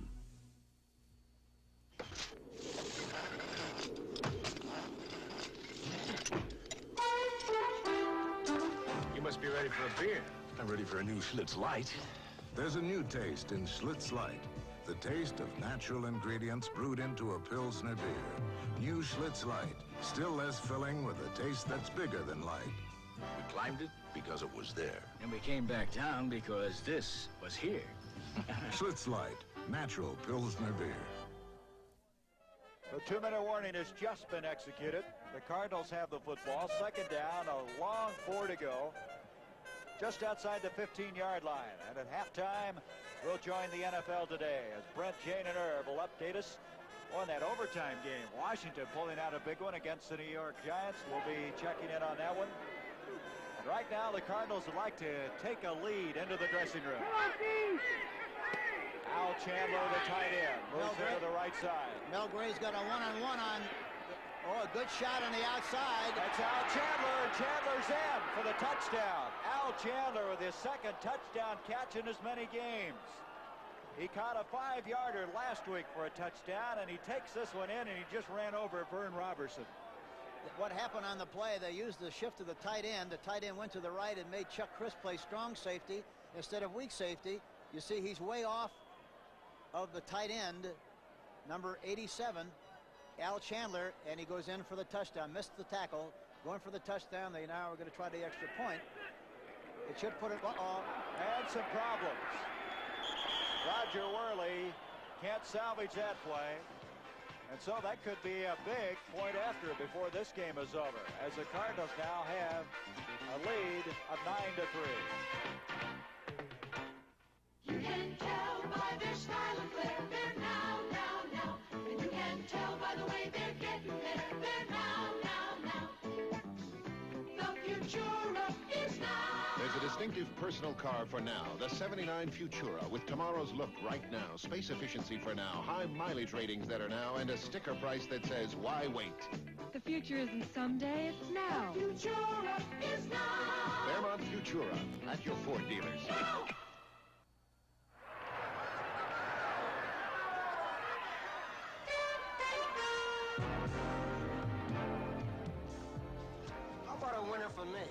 New Schlitz Light. There's a new taste in Schlitz Light. The taste of natural ingredients brewed into a Pilsner beer. New Schlitz Light. Still less filling with a taste that's bigger than light. Gentlemen, here's to fast horses. Schlitz Light and those who love them. Schlitz Light. Natural Pilsner beer. And there's the juice. O.J. Simpson. You can see he has his right shoulder in a sling. He has a shoulder separation. I think they call it a third-degree separation. And he may be out for the remainder of the year. There's a possibility, a slight possibility, Gary, that he might be back before the conclusion of the season, but a very slight one. So a 15-yard touchdown pass from Hart to Chandler. Mike Wood kicking off. The Cardinals with a 9-3 lead. And here comes Paul Hofer. And Hofer is hit first by Chandler, and a flag on the play as he gets to about the 30-yard line. Chandler hit him high and bounced right off. There's a flag on the play, but Chandler was way too high when he made contact, and as a result had no leverage and didn't knock him down. You can see a clip coming up against the San Francisco 49ers. So Jim Hart just a moment ago tossing a touchdown pass, which is his 8th of the year. The Cardinals coming in here with a second-rated passing offense in the NFC. Boy, looking ahead, we've got some good football coming up. Personal foul, clipping on the run back, number 68. First down. 68 is John Ayers, but next week it's doubleheader action on CBS. Regional games, Philadelphia, New York. The Cardinals will go against Washington, trying to end a 5-game losing streak. And then most cities will receive more NFL action. Green Bay, Denver, Detroit, Oakland, Los Angeles, and San Francisco. Be sure now to consult your local listing. After the penalty from the 15-yard line, the 49ers trying to salvage something here with 1:39 left in the first half of play. Mike Dawson that time, number 73, the man on the nose, made good penetration along with Jim Kearney, and they made about a yard on the play. You know, we've, I think, done, what, 3 Cardinal telecasts. In each game, Dawson's played well. He made a big sack earlier in this game, and he's played well at that nose tackle spot. Yeah, they talked about his being tough to make that adjustment, but, boy, he's been very impressive in the 3 games that we've seen him play. Now we have a timeout. The Cardinals evidently feeling they're going to get another shot at the football. Using their first timeout, as Scott Bull, number 19, will trot to the near sideline. And Fred O'Connor is the guy now that's given the chore trying to turn this football situation around. 60 minutes coming up tonight on CBS. If you're a collector of anything, see 60 Minutes tonight. That's at 7, 6 o'clock Central and Mountain Time. And then David Jansen heads an all-star cast in the premiere of Irving Wallace's The Word. Dallas follows the movie. And tonight the Ewing women are staggered by reports that Bobby and Junior are missing in a plane crash. 60 Minutes, The Word, and Dallas, all tonight on CBS. You can see the crowd very sparse here, and they're huddled together trying to survive this afternoon. And these people out here, they're just not used to 50-degree temperatures this time of the year.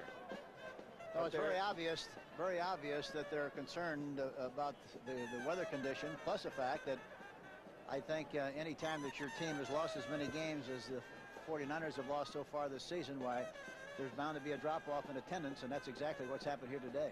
They had 10,000 no-shows at the last game. So with 1:12 left, the 49ers have a 2nd down and 9 from their own 16-yard line. The Cardinals using the timeout. They're trying as best they can to get the football back. And again, NFL today at halftime, so stay with us. One thing the 49ers have to be careful of, that they don't make a bad mistake here and provide St. Louis with good field position and go in and get another touchdown or a field goal before the half. Harrison and Solomon, the wide receivers. Scott Bull's going to throw. He's got Solomon down here. That is twice that Solomon has had the ball in his midst and dropped it. It's amazing. He's dropped 3 balls. There were big plays in this game so far. And that time, as soft as they were playing, but in spite of the fact he was playing soft, he ran right by Carl Allen, number 27. They continue to pick on him inside, outside, and deep. He runs by him here. Allen's got him step for step, and then he starts to run by him. The ball goes right over the top, right into his arms, and right on through for a basket. Looked like Allen laid back trying to intercept, and then he misjudged the football. That's right. He misjudged the flight of the ball. 3rd down and 9, and the Cardinals are going to get the football as at the 18-yard line as a forward progress. And the Cardinals, I think, will use another timeout, and will. They've used their second, so they have 1 left, and there's still 57 seconds, a chance at a return, and maybe close enough for a field goal. Mike Dawson again got penetration and licked the offensive center, Fred Quillen, number 56, and was able to make that play. Tomorrow night, MASH airs 1 hour earlier than usual at 8 o'clock, 7 o'clock Central and Mountain Time, followed by One Day at a Time. And then stay tuned for one of the season's major dramatic events, Irving Wallace's powerful bestseller, The Word, starring David Jansen, James Whitmore, and Florinda Bolkin. The Word, Part 1 begins tonight, Part 2 tomorrow night, following MASH and One Day at a Time. Mike Connell will go back and kick. He's averaging 37.3. He's 12th in the NFC. Willard Harrell is back as a single safety for the Cardinals. 57 seconds left before halftime. Connell hits a beauty. He really got into that one. Harrell almost lost that football. Dave Williams was down there and almost alertly came up with it. Yes, he did, and it was a power kick. He really got a good foot into that ball. It didn't spiral. He just powered the ball, and along with the help of the wind, got it downfield in good shape, and it was tough to handle the way it came down. Dave Williams, former University of Colorado quarterback, plays running back, and I understand we might see him at wide receiver before the day's over. There's your time remaining in the upper right-hand portion of the screen. The Cardinals from the 35-yard line. 1st down. It was a 47-yard punt. And as you said, he just drilled it out of there. Here's Hart. Pat Tilley. Tilley could not get there. Robertson defending on the play, and number 49 is being tested today.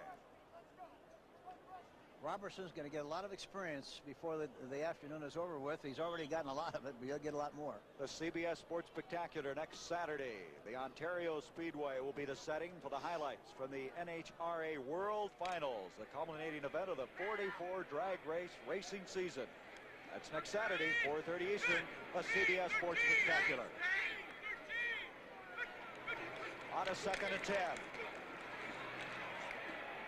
And Tilley, that looks like the same play, Hank, they were trying to get earlier. Yeah, exactly the same thing. They continue to throw in front of Robertson, number 49. And he continues to give him a lot of room, and justifiably so right here before the half. He doesn't want to have a big play, but he's played that way most of the day, and anytime you want to throw in front of him, you can, which is very obvious. And so, after the 48-yard line, it's a 1st down with 37 seconds left. The Cardinals are still trying to get on the board again. The world's strongest men, it's a wrist roll. It's the 7th event. 100-pound weight. They're going to try to lift it 100, I should say, 10 feet off the ground. Here is Hart, back to throw again. And Eason Ransom, the tight end, had fallen down, the intended receiver at the 40-yard line, and Chuck Christ was with him, though. Yes, that time they had 5 defensive backs in the game, and he slipped as he tried to run a hook, but luckily the ball was thrown over the top because Chuck Christ, number 24, was right there with him and had a chance to make a play on the ball had it been thrown properly. So 2nd down 10. Are you a poker man? Next Saturday, the Hold'em final. That's poker on the Sports Bet. Next Saturday, 4:30. Got all the great poker men showing up for that event. Hart back again. Pat Tilley. Little too tall. Bob Jury had a crack at the interception, and it's going to be a 3rd and 10. And the time, 26 seconds. The Cardinals still with 1 timeout remaining. This game started out with the 49ers driving. They kicked a field goal. The Cardinals got the football for the first time. They matched it with a 45-yard field goal.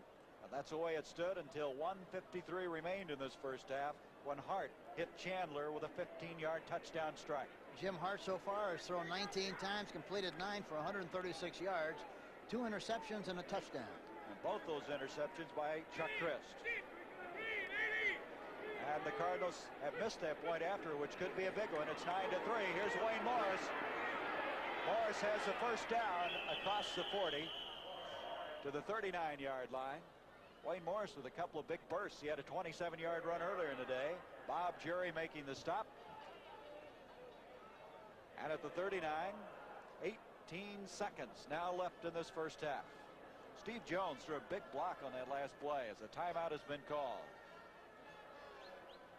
Cardinals using their last timeout.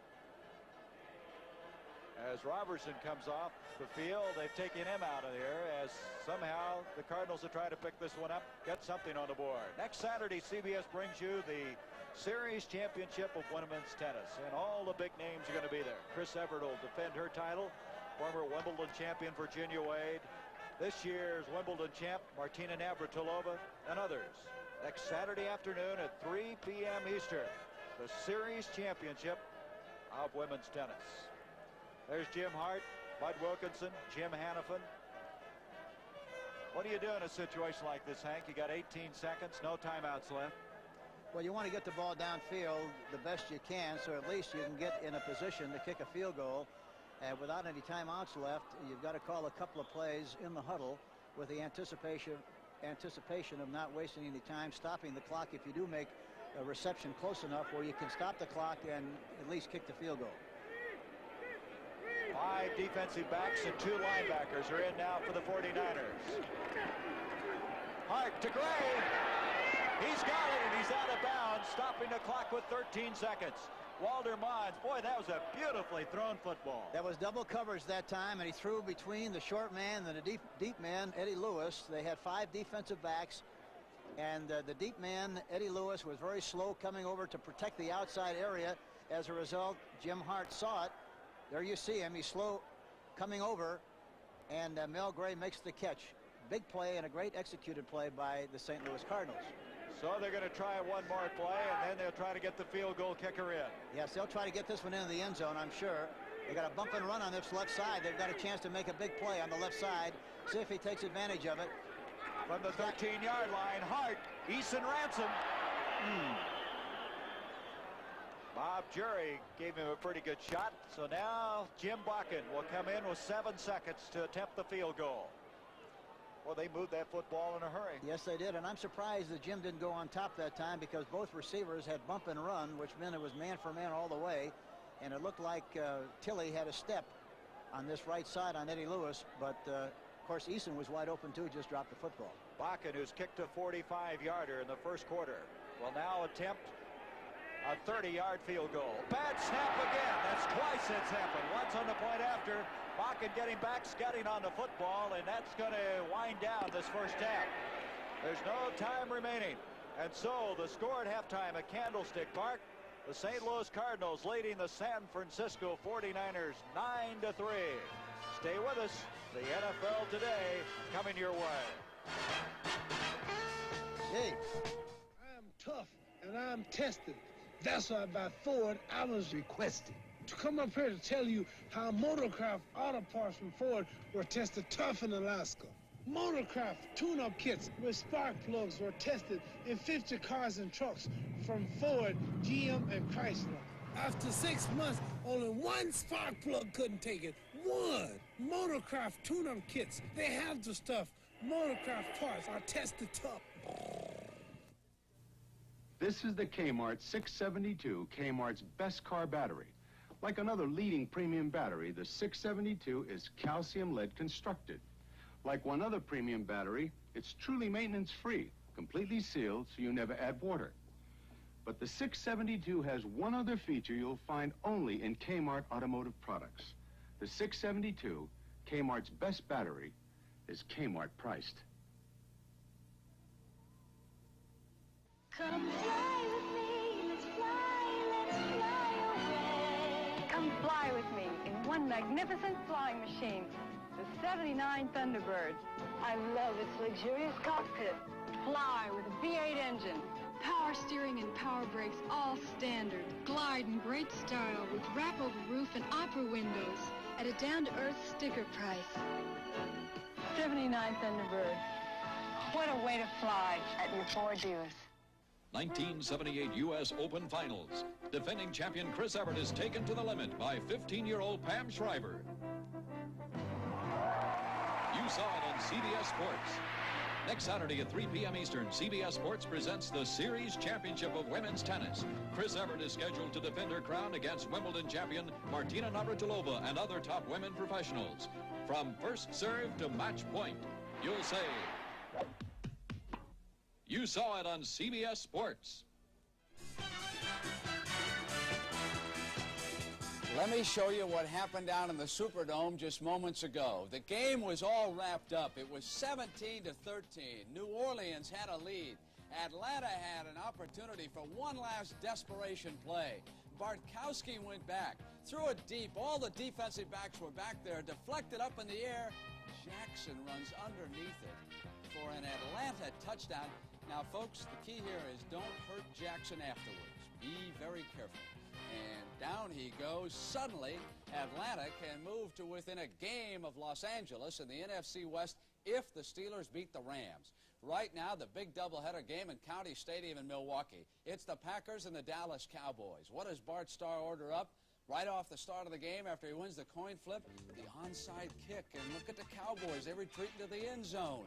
Chester Markle flomps on it. And then, a short time later, it was a Packer touchdown. Barty Smith barging it 7-0. Upset, hold on. Here they come as the Greek predicts. Robert Newhouse, 14 yards. A Dallas touchdown tied it. Tony Dorsett goes left, 9 yards. Dallas touchdown, 14-7. Raphael Septien warming up on the sideline into his own lean-to. Now it's Roger Staubach pulling out. Looking to Billy Joe Dupree, who fumbled last week in the Orange Bowl, but not here, and it's 21-7 right now. We also had an overtime game in the NFC this afternoon. The New York Giants appeared to have beaten the Washington Redskins when the defense forced this fumble right here from Joe Theismann. Watch Troy Archer scoop up the loose ball, zip into the end zone, 13-6. Theismann's got just a minute to work with, and back he comes. Going to his tight end off a quick count, Gene Fugit, down to the Giant 23-yard line. Then, with seconds left, it was Mike Thomas getting the call. He tied the score, 13 all, and they go into overtime. Washington wins the coin flip. They receive. Back comes Joe Theismann. Runs out of the pot. Watch what happens on the sideline. Look what's going to happen to the line judge. Right there, but he's okay. He wasn't seriously hurt. They make him tough, those zebras, Herb. Now back comes Theismann again, looking for Fugit over the middle. He's got him right down to the 17. First down, and Pardee says, let's kick a field goal and get out of here. Booted by Mosley, but it's no good. The Giants have got a chance now to come back. Can't say that on a family station there, Mark. All right, here we are. Giants can't do a thing. 2nd and 11. Can't move against the skin defense. So Washington gets the ball back after a Jennings punt. And this time, Theismann says, I'll take what you can give me. And underneath to McDaniel, who picks up added yards. And Mosley gets an opportunity that all of us wish we could have. A second chance, and he makes it good. And in overtime, the Washington Redskins beat the Giants 16-13. Detroit, their record now 4-7 as they shoot down Tampa Bay 34-23. Denver climbs to 7-4 by beating Cleveland 19-7. The upset of the day, Houston rallies 26-23. Look out for the Oilers. They're now 7-4. The Patriots slipped to 8-3. Dolphins are now tied with them as the Dolphins down Buffalo 25-24. And the New York Jets a loser to Philadelphia. 6-5 for the Eagles now. 17-9 the final there. 20-17. You saw the conclusion of that wild game down in the Superdome. Chicago has lost 8 straight games. The Vikings could be tied for first if the Cowboys hold on against the Packers, and it looks like they will. 21-7, second quarter, it's all Cowboys. St. Louis and San Francisco, the game you're watching at the half. Cardinals lead at 9-3. 10-7, Baltimore over Seattle at the half. San Diego's ahead of Kansas City. 13-6, that game also at the half. And the NFL Today will continue on CBS after these messages from your local stations. Bobby and JR are missing in a plane crash, and the Ewing women's emotions are at the breaking point. In this week's 10th edition of Dallas, tonight at 10, 9 Central and Mountain on CBS.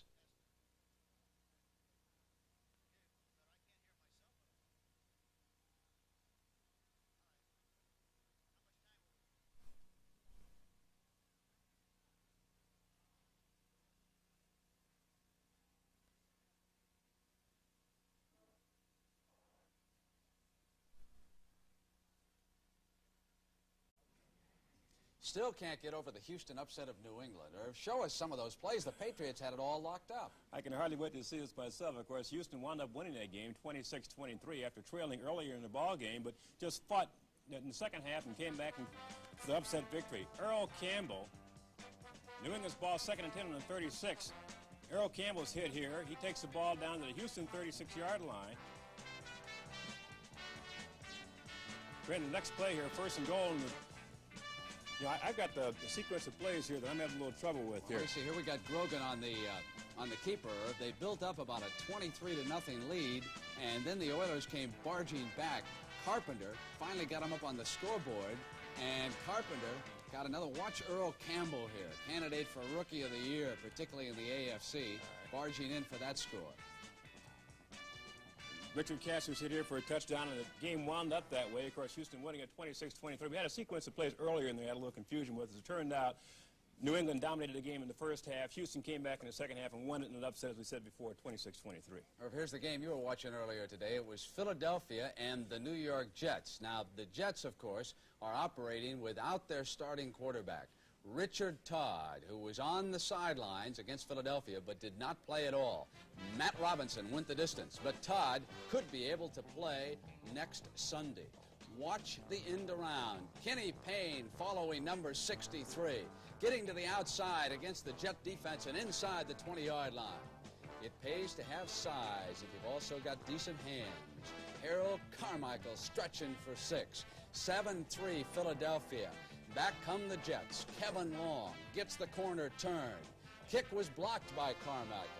Now it's Jaworski looking for Harold. Watch this. Snatches it down out of the air. When you're 5'9", you can't cover him. Unfortunately, Jaworski was injured in the game, just suffered back spasms, nothing serious. And right now, let's send you back to Gary Bender.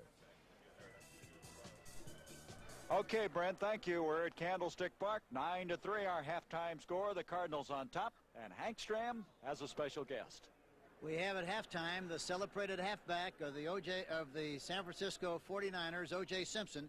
I know, O.J., the people around the country are wondering how long you'll be out with that shoulder injury.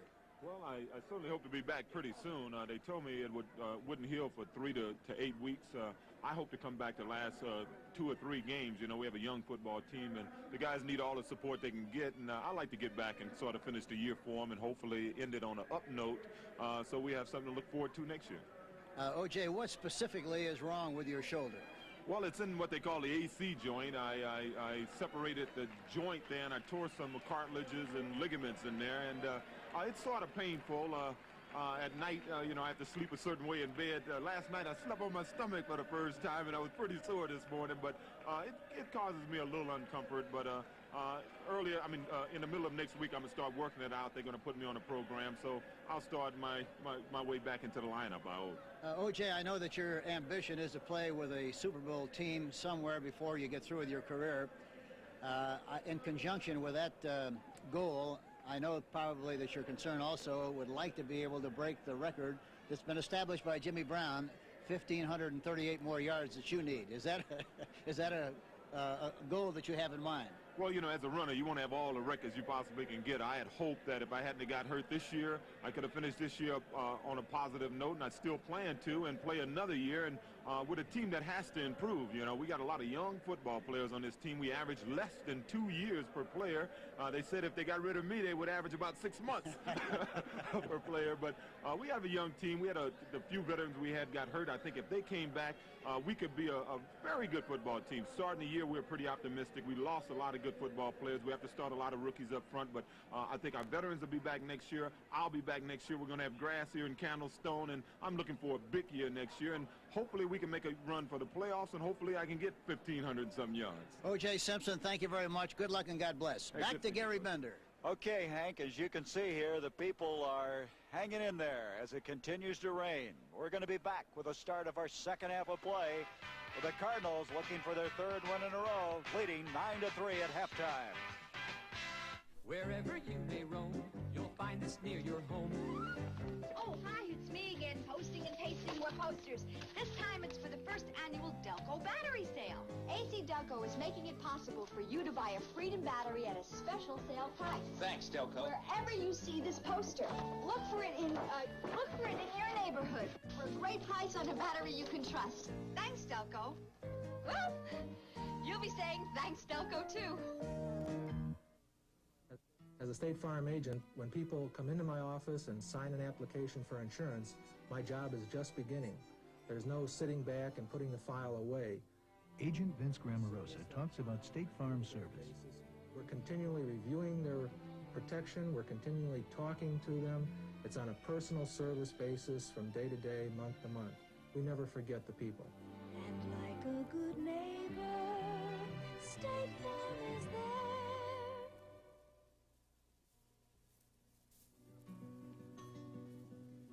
When you're a professional athlete, your body is your life. So you think about it. Take care of it. More than most people. Maybe you. Because it's easy to take your body for granted, or worse, abuse it. By smoking, or by drinking too much, by skipping meals, by not getting enough sleep, and not keeping fit. The list is long, but don't get discouraged. It is possible to change old habits, and worth it. For by choosing how you live, you often decide how long you live. Treat your body well, and chances are your body will return the favor with life.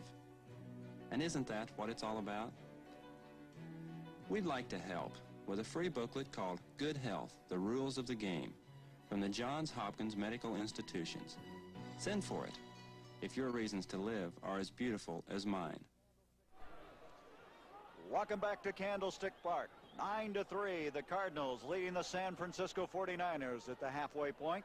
Gary Bender along with Hank Stram. As this game started out with the 49ers winning the flip, and they marched the football, and they had it for almost 8 minutes before Ray Wershing booted a 45-yard field goal. You can see as Bud Wilkinson comes onto the field, it is cold and damp here. But then the Cardinals, not to be outdone, they got the football for the first time, and they marched with it.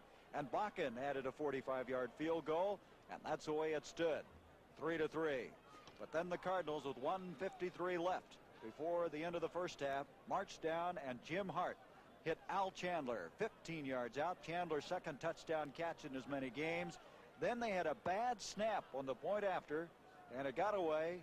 And then later the Cardinals had another field goal attempt coming up just before the end of the first half, only to have a bad snap again go awry. And so those two bad snaps, Hank, could be a big part of this game before it's over. Yes, it definitely gives the 49ers a lot of hope. And, you know, the one thing about the first half was Freddie Solomon dropped 3 possible touchdown passes that would have made a big difference in the way this game is going to be played in the second half. Well, you can see the Cardinals have dominated statistically. Yes, they have. No question about that. You can see total yards 208 to 72. And offensive plays were pretty even, 36 and 34. First downs 13 to 7. Yards rushing, Cardinals 43 and the 49ers 88. Both teams really have gone into the game with a tough time rushing the ball, and they're not doing a very good job of rushing it either this afternoon. Isn't that something, though? The 49ers lead in time and possession, but look how few yards they have. So that first drive made a lot of difference, an 8-minute drive. Ray Wershing will kick off. Harrell is back deep along with Gordon Bell, and this is Harrell. He'll bring it out. Out to the 30. He's got some running room. He kind of slips on the wet surface here, and his forward progress will be on top of the 40-yard line. Wanderman's over there to make the stop for the San Francisco 49ers. And I'll tell you, Hank, it's starting to get cold here. Yes, there's a lot of chilliness in the air, and I think it's going to have a little bit of an effect on the way they hold on to the football and the way they throw it and the way they kick it.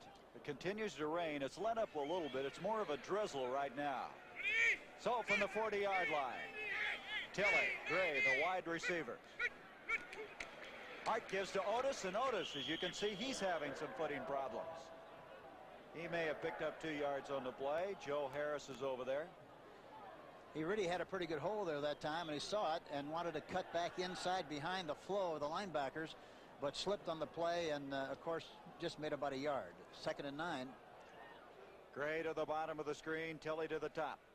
In that first half, Hart throwing the ball pretty well, except he threw 2 interceptions, which he would like to keep from doing. He was 10 of 21. Here comes Hart again. Jim Hart, first down inside the 45-yard line. Jim Otis on a draw play that time saw the running room right up the middle and took advantage of it. I tell you one thing about Jim, he sees any kind of a cavity, he's going to take He's going to run right for that goal line. He's a goal line style of runner. He's running straight ahead and did a good job on that run. Picked up the necessary yardage. That time they were in a 4-3 defense and got the first down. One of the officials, Joe Connell, almost got run over on that play. And Bob Young, the left guard, did a good job of blocking on the play. On a first down, Hart wants to throw. Mel Gray. Hit by Robertson, and I mean hit. But he makes the completion. The ball to the 36.5-yard line. They've thrown enough in front of Robertson where I think somewhere along in here we can see Gray or Tilley run a slight move to the outside and then run up the field with a double move because he's starting to play a little tighter on the patterns in front. Second down 4, pickup of 6. Hart with his 11th completion of this game. And there's Otis falling down again, and so Hart has to salvage the play, a flag on the play, and you know, it's interesting. Can you have the wrong footwear sometimes when it starts raining? Maybe you don't have the right stuff to be wearing out there. That's twice now that Hart, or rather Otis, has slipped and fallen down. You know, that's one thing about the progress with shoes on synthetic turf. There's so many different kinds of shoes that I don't know whether there's any right kind for bad weather. Number 54, offense, holding. Tom Banks is guilty of holding. Here you see Tom Banks. You see his arm grabbing Webb's arm, and that's definitely a holding penalty. They have 5 defensive backs in the secondary now and 2 linebackers. That's the 49ers. On a second down and 13 after the holding penalty. There's a little delay to Wayne Morris, and Morris having a big day. He's to the 30, and he's got the first down. Wayne Morris having by far his most effective day rushing of the 1978 season. And that was a great surge and a good call. They had 5 defensive backs and 2 linebackers. The linebackers are playing the backs man for man. And you see what happens here. There's a nice hole right up the middle. He cuts to the left. Chuck Christ has a beat on him and gets a shoulder in and makes the stop. Well, the first down, Hart gives to Otis. Otis this time, there's a flag on the play on the near sideline as Otis is able to make it to the 25-yard line. So a lot of problems right now, penalty-wise. That's against San Francisco. You know, Terry Steve, number 68, the right guard, is a young player who we drafted in New Orleans. And I really think he's going to be a great football player. We liked him very, very much in New Orleans, and I think he's going to be an outstanding player for a long, long time for the Cardinals. They ran right behind him. You know, Dan Deerdorf said he just improves each week, that Steve stays in there and is a vastly improved football player. 78 defense, offside. And 78. He's just such a young player that he's going to play for 10 years, providing he doesn't get hurt, but he's got that kind of ability. 78 is Archie Reese. So from the 24-yard line, 1st and 5 for the Cardinals. They lead it 9-3 as we're in the 3rd quarter. They have the wind to the back. It continues to rain, and this is Eason Ransom. And there's another flag on the play. Well, we've had about 5 straight plays now with penalties. Bob Jury defending on it. Ransom very close to the first down with that catch. Offside against San Francisco. That's 2 consecutive times. Jury is playing very soft on the tight end, and as a result, the tight end is just going out into the flat area, and by the time he can recover, why, he makes enough yardage for a good chunk. Defense, offside, refused, first down. That's Cedric Hardman. So earlier, there was Reese. Now it's the other defensive end, Cedric Hardman. And the ball's inside the 18-yard line. A first down. The Cardinals picked up that one by penalty. 2 consecutive offside penalties. Tilley, Gray, the wide receivers. That's Eason Ransom in motion. Wayne Morris. Morris drags Ed Gallagher with him inside the 15-yard line. Morris, who has those strong legs, and he can really fire out. Moves the football, and his forward progress will be to the 12-yard line. You know, I like what the Cardinals are doing with the tight end. They keep shifting him from side to side, and on occasions they're making the safeties, the strong safety, the Jury, play weak safety, and Chuck Christ, who is normally the weak safety, plays strong safety, and as a result, it gets to be a problem. Second down, 6 yards to go. Jim Otis to the 10, and Otis has a first and goal just outside the 5-yard line. Dan Buns is over there. Otis broke a tackle at the line of scrimmage. Showing good upper body strength that time. So it's first and goal.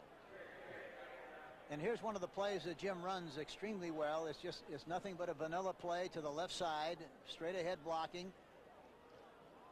Webb misses the tackle, and Jim runs right through the grasp of Webb and it makes a nice gain on the play. First and goal just outside the 5-yard line. Otis trying to slant outside as nothing developed up the middle, and he may have gotten a yard. One thing that we have to observe here is that Hardman is an excellent defensive end, especially against the pass, especially against the pursuit, but he is not especially good when you run right at him, and that's what they're doing right now. They're running at Hardman and doing a good job of making yardage at that position.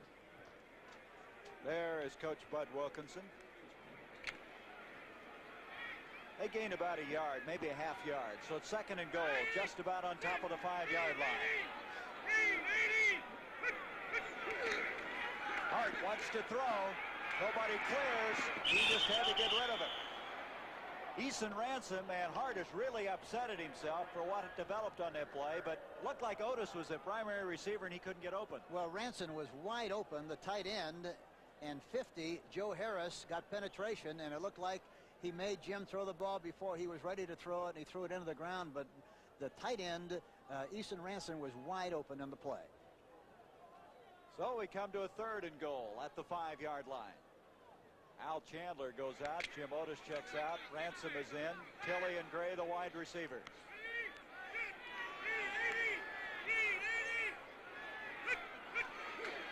Hart wants to throw again. Tilley, touchdown. Pat Tilley, and that is his first touchdown catch of the year. They did a very cute thing on that, Gary. He was in motion on the right side like he was going to come across the formation. He stopped and went back into the corner. Nobody was on him at all. He wasn't covered. See him wide open in the corner. They expected him to go in motion across the field or up the field. He went back away from the grain and was wide open. A beautiful executed play by the Cardinals. Well, the snap this time is good, and the kick by Bachkin is also good. So the Cardinals get a little breathing room. 10:08 to go, third quarter. They have a 16-3 lead. Take any razor available in America. Any razor. Now there's an electric shaver that will shave as close or your money back. The Remington XLR. Remington can guarantee a close shave because only Remington has this remarkable 3-part system. The first head shaves close, the second closer. The unique intercept cutter is designed to shave longer hairs. The Remington XLR. It shaves as close as a blade or your money back. This is Monument Valley, and today it greets the Budweiser Clydesdales, proud symbols of a beer whose unique, distinctive taste leads the way.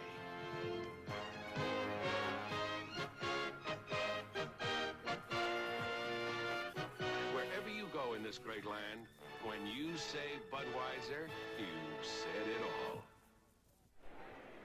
Well, Jim Hart with his second touchdown pass of the day, a 5-yarder to Pat Tilley. Tilley, despite all those catches he's made, that was his first touchdown grab, so I know he's got to be happy with that. I like the looks of him. He's a very dependable, steady performer. Gives you 100% on everything that he runs, and the big thing about it is you get the ball close to him, he's going to catch it. Absolutely. Mike Wood to kick off. Boykin, Williams, and Walker deep for the 49ers, a line driver. This is Dave Williams having trouble. And he gets it out to about the 14-yard line. So the 49ers do not have the good field position. So San Francisco, who came in here 1-9, tied with the Cincinnati Bengals with the worst record in the NFL, right now find themselves in a catch-up situation. You know, it's a great compliment to Bud and his fine staff to have this team respond like they have after losing 8 consecutive games. But they're playing with a lot of enthusiasm, a lot of animation, executing well, and That's a sign of a coach doing a good job. And Hank, they're out to salvage the second half of the year. It's very obvious that they feel that they can. Quick pitch to Hofer. And Hofer's across the 15 to the 16-yard line. Kurt Allerman over to make the stop. Well, the Cardinals, if they'd win today, win 3 in a row, and then they come up against that Washington jinx. It's really been tough for them. They've lost 5 in a row, but the Redskins just got out today by the skin of their teeth. Well, that's a sign of a good football team. You know, when you can win a close game or win a game when you're not playing very well. It was an important game for Washington, and regardless what the score was, the big thing and the important thing was that they won. Second down, 9. Scott Bull gives off to Bobby Farrell, and Farrell going to get about 2 more yards, and that's all. So it's going to bring up a third down for San Francisco. Ken Green is over there. Green's played quite a game. Steve Neal's also an assist. Look at him. You try to get out of the rain any way you can. We're lucky to be just slightly out of it here. We get a few spots, a few sprays from the outside in here, but it isn't too bad. So at the 19.5-yard line, third down, 6 yards to go. They have Harrison. Solomon is a wide receiver. There's Scott Bull. He does not throw the ball all that much, or hasn't. So he's got a tough chore now. He's going to have to throw the ball to play catch-up. Over the middle, McAfee. Kenny Stone almost had it. Stone, who has 6 interceptions in the last 6 games, almost had number 7. Yeah, he had that one, and he looked at Scott Bull all the way. There was a blitz on the play. Bull stays in the pocket nicely, but there you see Stone, number 23, just waiting, and had he kind of anticipated it, he would have made the catch. He waited for the ball to come to him instead of going after the ball, or else he'd had an interception. Mike Connell back to kick. Ken Stone has been quite a story. He's come on so well at that safety spot. 6 interceptions, second in the NFC. Here's Connell from the 5. Will Harrell is deep for the Cardinals. Kyle Davis is in to snap the ball. Connell hits it very high. Harrell with a fair catch at the 47-yard line of St. Louis. So the Cardinals with a good field position with a 16-3 lead. 8:20 remaining, third quarter. I'm John Kelly, a tire engineer, and this is the Firestone 721 radio. A tire we have so much confidence in, we're backing every 721 sold for the rest of this year with this guarantee. If a Firestone 721 becomes unserviceable within 2 years because of defects in workmanship or materials, we'll replace it free. Only road hazard and in-service abuse are excluded. The Firestone 721, we're so confident we guarantee them for 2 full years. The new Ford Pinto for $79. A new design for a little American workhorse. New up here, new back here, new in here, and it's loaded. Bucket seats, standard. AM radio and electronic ignition, standard. 2.3-liter engine, standard. Electric rear window defroster, standard. Rack and pinion steering, standard. Front disc brakes, standard. At this low price, the spanking new 79 Pinto at your Ford dealer. Well, it rains, and it's continuing to rain here at Candlestick Park. You can see they're having a tough time keeping the football dry. The Cardinals had the ball. They have it at their own 47-yard line. They have a 16-3 lead. Jumping offside, San Francisco. Hart taking up. Mel Gray wide open. They had Robertson beat all the way on that one. Yeah, they had a blitz on that time. They had man-for-man coverage. Offside, San Francisco. So it makes it 1st and 5, and Mel Gray had him licked. Would have been a touchdown had he got the ball on target. Gray's going to get a breather now as he'll go to the sideline. Dave Steefe will come in. Number 75, defense, offside, first down. That's Ed Gallagher, the former New York Jet, 7th-year man from UCLA.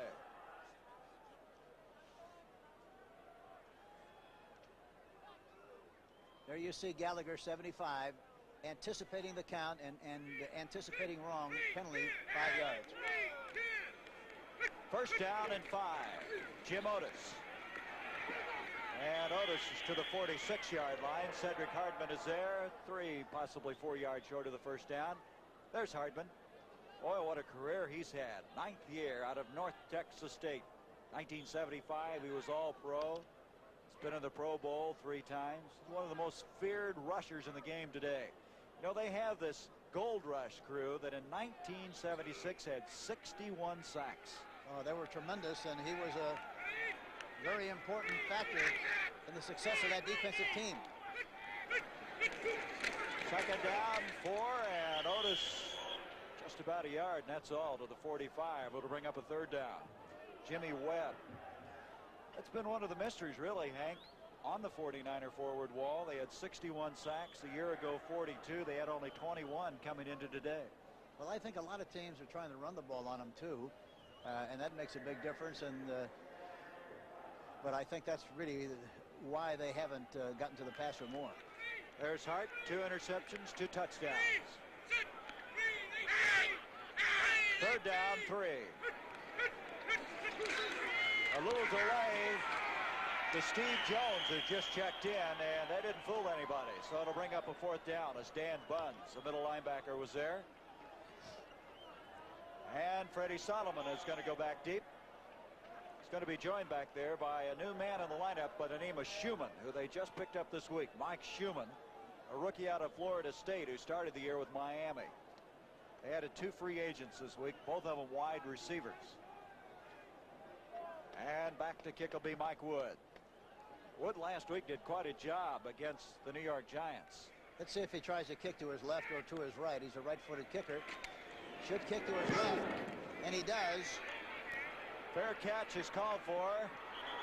And I shouldn't say this, but Freddie Solomon just can't seem to catch the football today. He's having a hard time. He couldn't catch it on a pass. He can't now. There's timeout. The Cardinals with the lead. This fresh egg is going to help us sell this brand new Free Flex shoe from Freeman. Watch.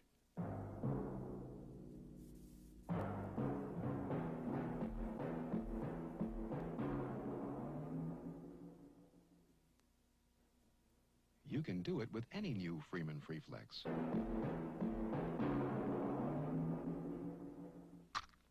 See Freeman shoes at fine stores everywhere.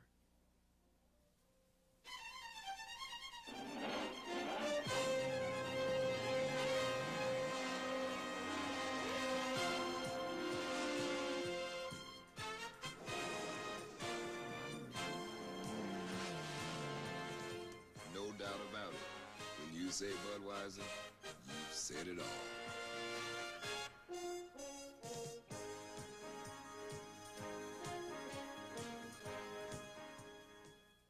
Next Saturday at 3 p.m. Eastern, CBS Sports presents the Series Championship of Women's Tennis.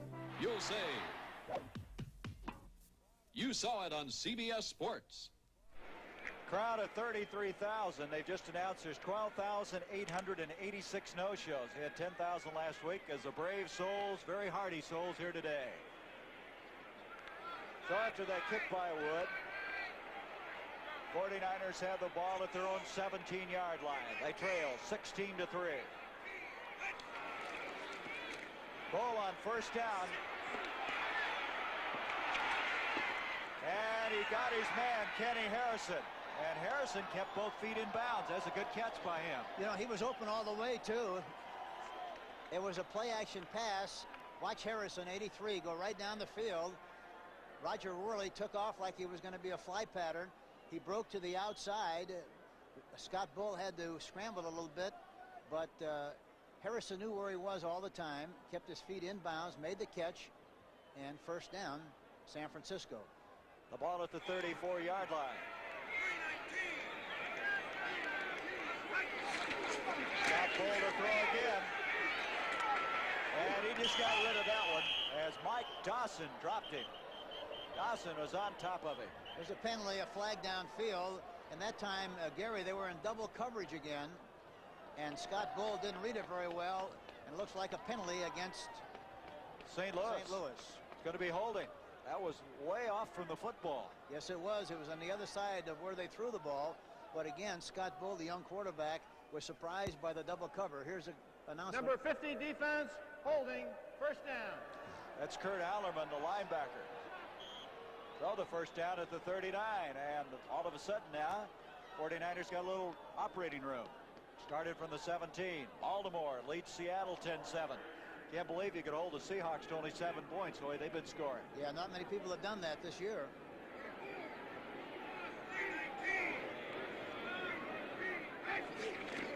Bull on a first down gives to Paul Hofer, and Hofer runs into a lot of white shirts as he's just across the 40 to the 41. Eric Williams, Kurt Allerman, the men in the middle.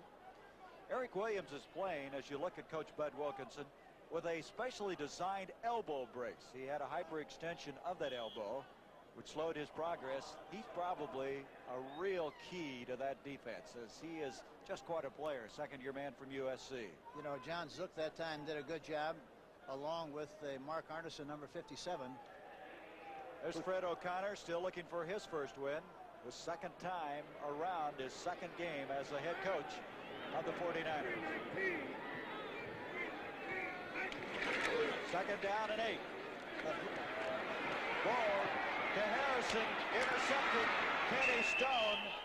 Now Harrison and Worley collided. Harrison interfered on the play, I'm sure. That's what they're going to call. At least I think they will. Let's see what they call. That's exactly right. Well, Ken Stone now has 7 interceptions. 7 in the last 7 games. That was a blitz again, and the young quarterback just threw it up for grabs, really. And number 83, offensive pass interference, refused, first down. There you hear the call. Here you see again, you see Harrison, number 83, push Worley, intercepted by Ken Stone, number 23. Timeout. We'll be back. The Cardinals have the ball at the 25. Dawn Launch, Sea of Japan.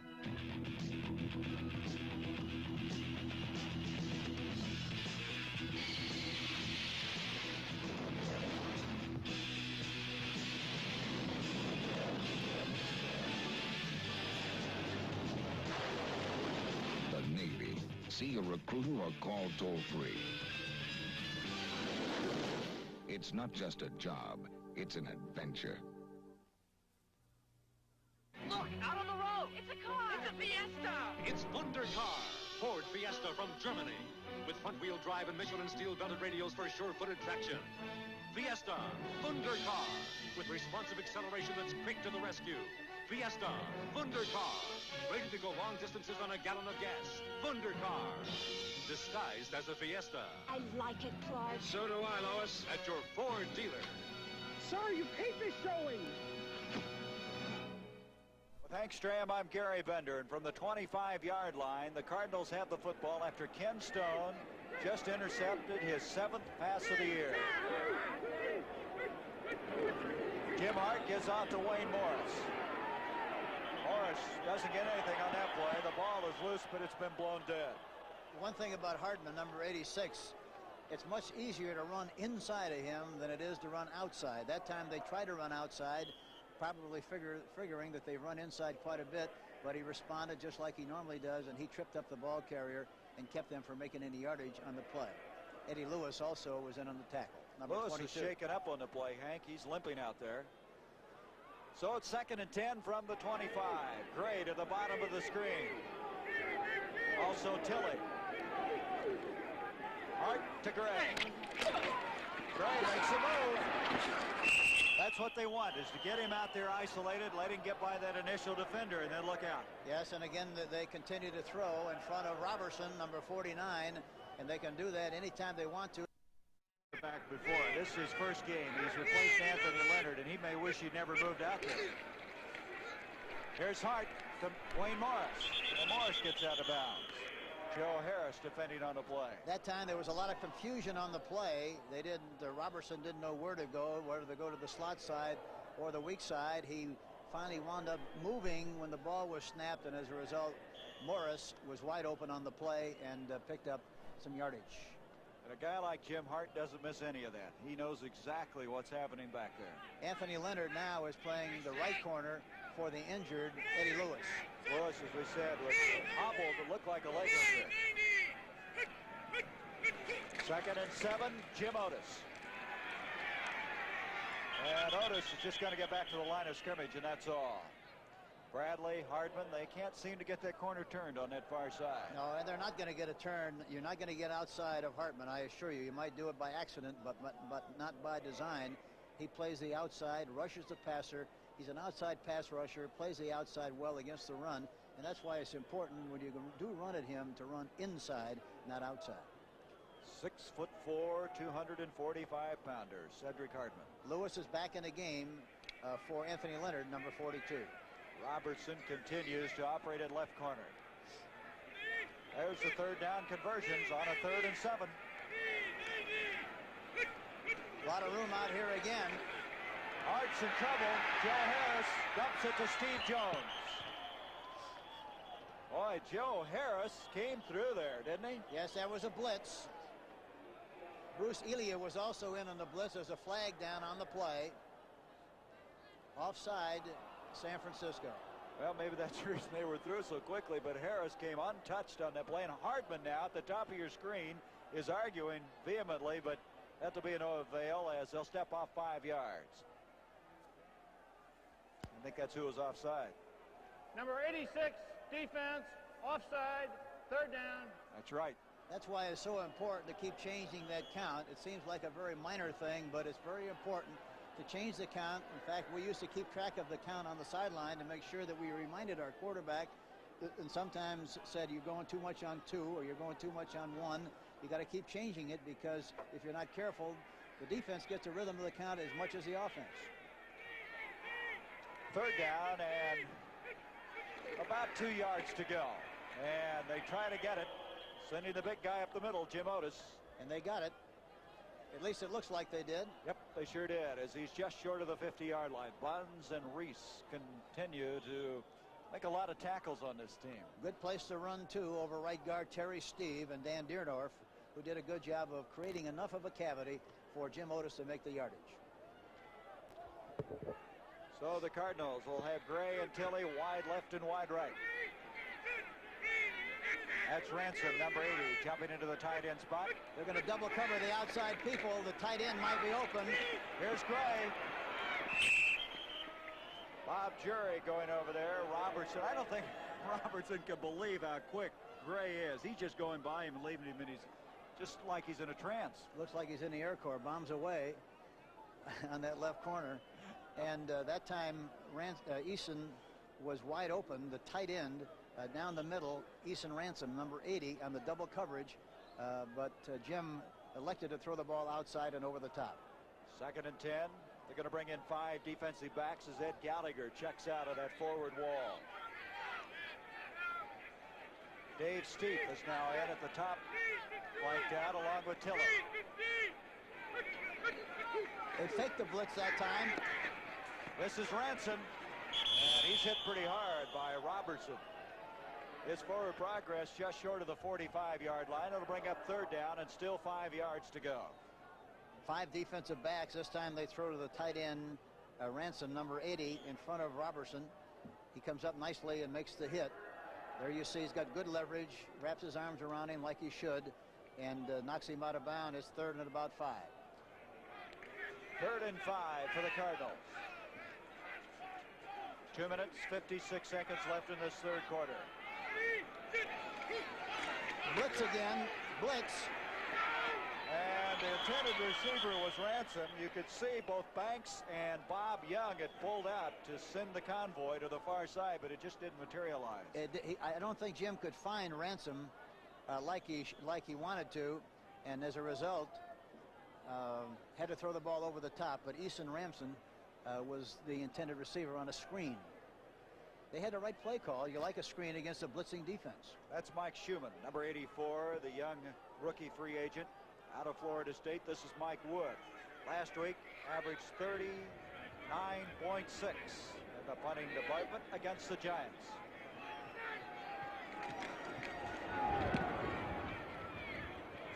They're going to let it hit, and it's going to make it in for the touchback. So out at the 20-yard line, the 49ers will have the football with 2:37 left in the third quarter. Looking ahead to tonight on 60 Minutes, beginning at 7 o'clock, 6 o'clock Central and Mountain Time. If you're a collector of anything, you'll want to see this program, 60 Minutes. What a program it is.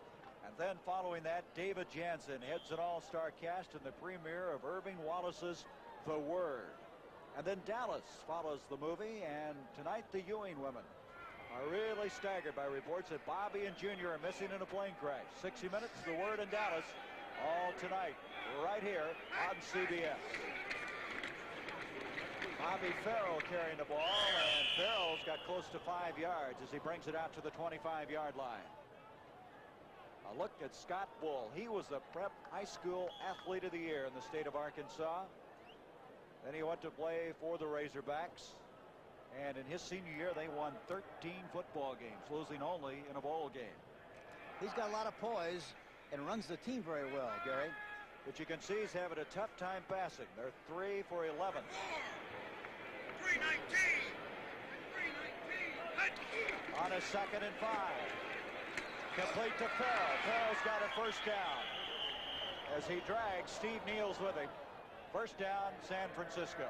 That's when he looks most effective, when he moves the pocket by design, rolls right, rolls left, play action passes, play action and rolls. He does that extremely well, and he puts a lot of pressure on the defense when he does do that. That was a good illustration of it right there. Well, you know, Scott Bull started 2 games his rookie year in '76, and they won both of them. Also a preseason game. But last year he threw only 24 passes. And, of course, his first starting call today. He's got to do more throwing on first down. In motion goes Sullivan. Give to Hofer, and Hofer is going to get a couple of 3 yards. Bob Pollard leading the charge defensively. And also Mike Dawson. The guards, Knutson and Downing, continue, 60 and 62, continue to bring in the plays from the coaching staff on the sideline. Before that, under Pete McCauley and when Steve DeBerg was the quarterback, he was calling the plays. And then they made that change with O'Connor, and now he's calling them. Well, you know, O'Connor was on the staff with Jack Pardee, and that's what they did. He called the plays for the Bears, and I'm sure that he feels that's the best way for them to function at this stage of their team. 2nd down and 8.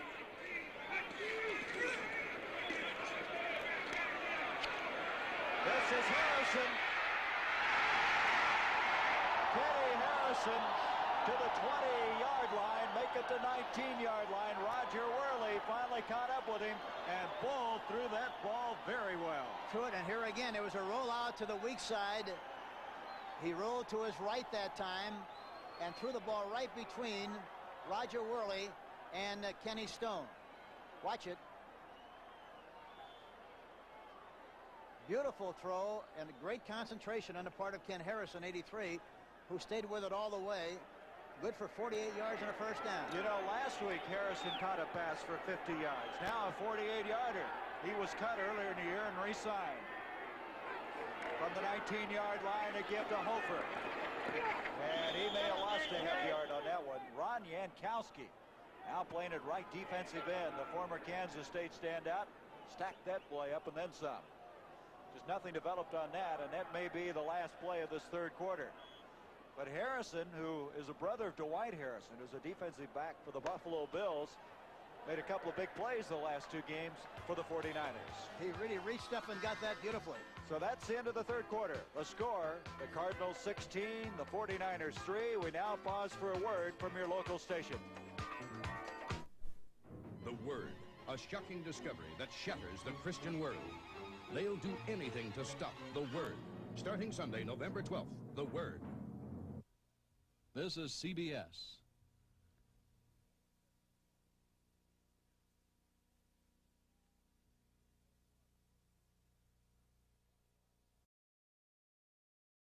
David Jansen stars in The Word. He had lost his faith. How dare you defile the house of God? His marriage shattered. He found other women. I think you have a talent for seduction. Then the discovery that changed his life and shocked the entire Christian world. Was it a hoax or a miracle? The Word starts Sunday.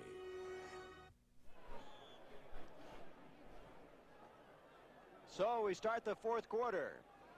And the 49ers, after that long 48-yard pass completion, now with a chance to climb back into this football game. And the ball at the 20.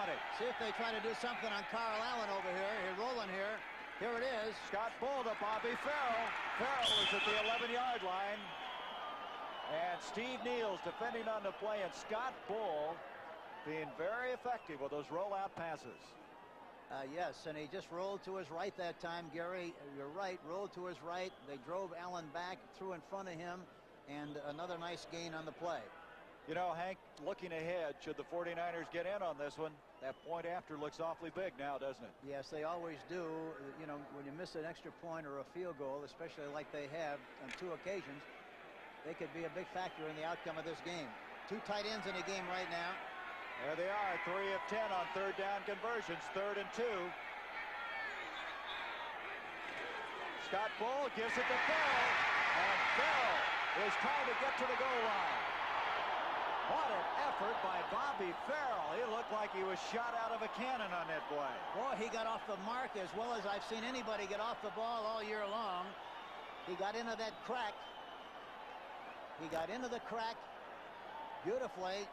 And the left guard, Ernie Hughes, John Ayers, Fred Quillen, did a good job of blocking on the play, but Farrell really blew in there tough and almost fought his way into the end zone on the play. Boy, what determination. 1st and goal at the 1-yard line. Scott Bull asking for some quiet. Bull trying to sneak it, and he's not going to get it. Boy, he hit a brick wall, didn't he? Yes, that's a poor call because the quarterback really doesn't have any momentum at all, and he doesn't have any kind of a surge, and it's tough for the quarterback to take the ball in on that kind of a situation.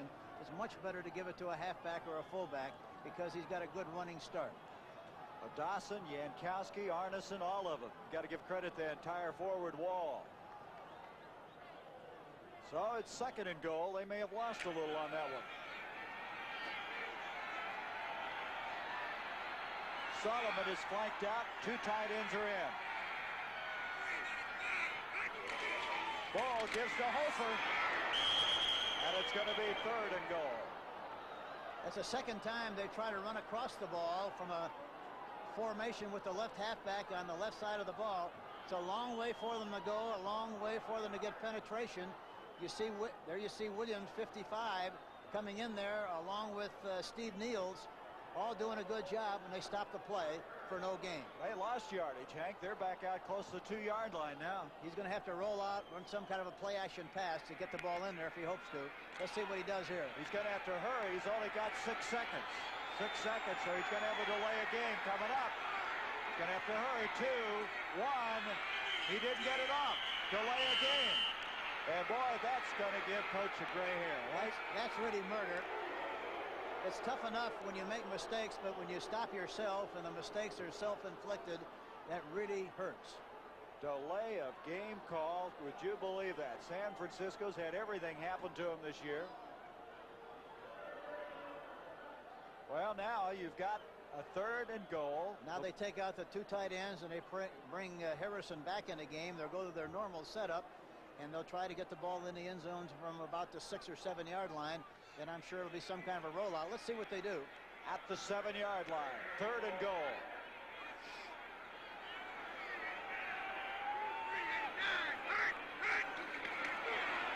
Scott Bull to Paul Hofer. Hofer trying to get in. He's to about the 1.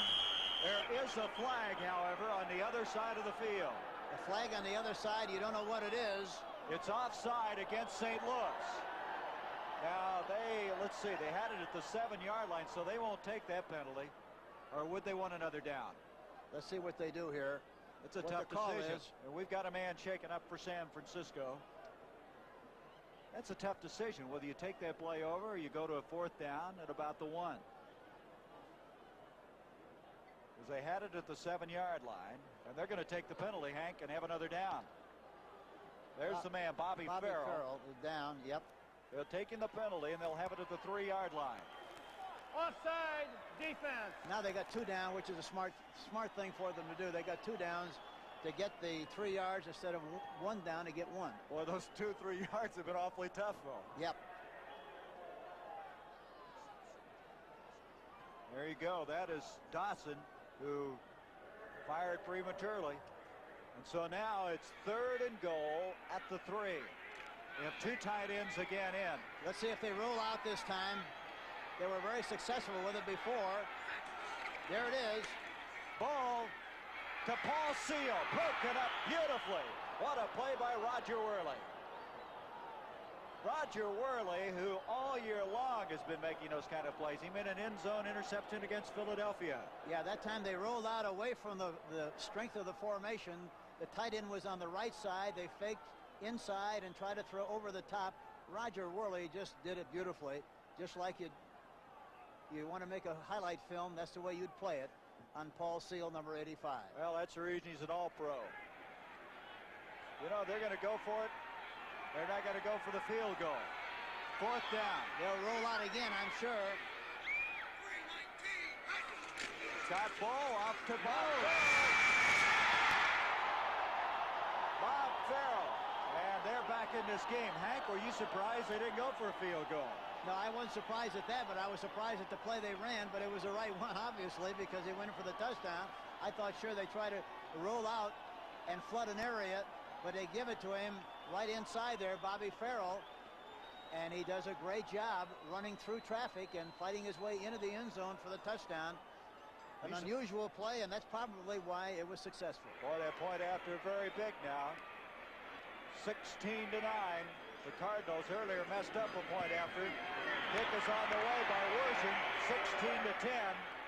And all of a sudden, that Cardinal lead has been cut to 6 points. They're still a long ways from winning this one. 12:44 is left. Fred, we got a new page 1 here. Making sure the news gets out is what my job's about. Now it's all behind. Got blue ribbon on my mind. I've got Pabst blue ribbon on my mind. More and more lately I find The premium taste of Pabst. It's a lot to look forward to. I've got Pabst blue ribbon on my mind. It takes the average wheat farmer over 50 days and 14 tons of machinery just to plant his seeds in the ground. Now Phillips Petroleum has helped develop a better way, a system that plows, fertilizes, and plants in a single step. It can lighten a farmer's workload and cut his fuel use in half, conserving energy for all of us while we make fine products for your car. That's performance from Phillips Petroleum, the performance company. Well, that was an impressive drive. As you can see, 80 yards, 13 plays, almost 5 minutes. And Bobby Farrell culminating that drive with a 3-yard run. And that was a very tenacious effort by Scott Bull. He just kept hammering away. Yes, he did, and you have to give the coaching staff some credit, too, on that call, because it was unusual, and I'm sure they would have been criticized severely had he not gone in for the touchdown, but it was a good call. Ray Wershing kicking it short. This is going to be Gordon Bell. Gordon Bell's going to get it out of there. So what looked like a real disaster turns into a pretty good run. Out to the 28-yard line, Mike Baldassin making the stop on Bell, who was just signed this week. Former New York Giant. 16-10. 12:33 remaining in this game. Coach Bud Wilkinson, it hasn't been easy for him. Last week they took a 20-0 lead and then held on to win 20-10 over the Giants. And then they had to hang on to defeat the Philadelphia Eagles. Well, they won some close ones and they lost a lot of close ones the same way, Gary.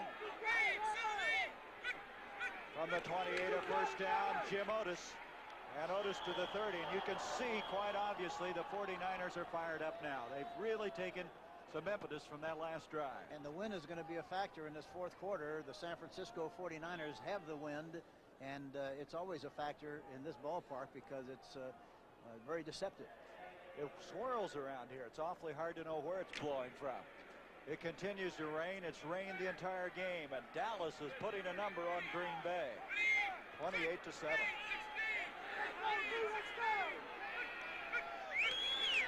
Here's Wayne Morris, and Morris out to the 35, and a flag has been thrown. That time they were in a 3-5. The Oklahoma defense with Bruce Elia in as one of the linebackers. Gene Barth indicating clipping against the Cardinals. So that'll bring it back. And the Cardinals now in a very, very difficult situation. They're protecting a 6-point lead. They don't have the field position. As Hank mentioned, they're going into the wind. Let's listen. Personal foul, illegal crackback, number 85 offense. Illegal crackback, not a clip. But the penalty's back to the 15-yard line for the Cardinals. St. Louis led 16-3 in the third quarter, and now with a 16-10 lead. Second and 23.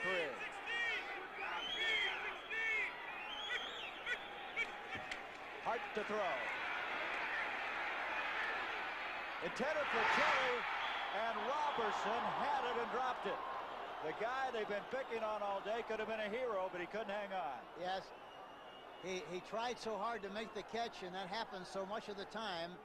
Instead of just catching it with his hands, watch here, he tries to catch it with his arms and his body.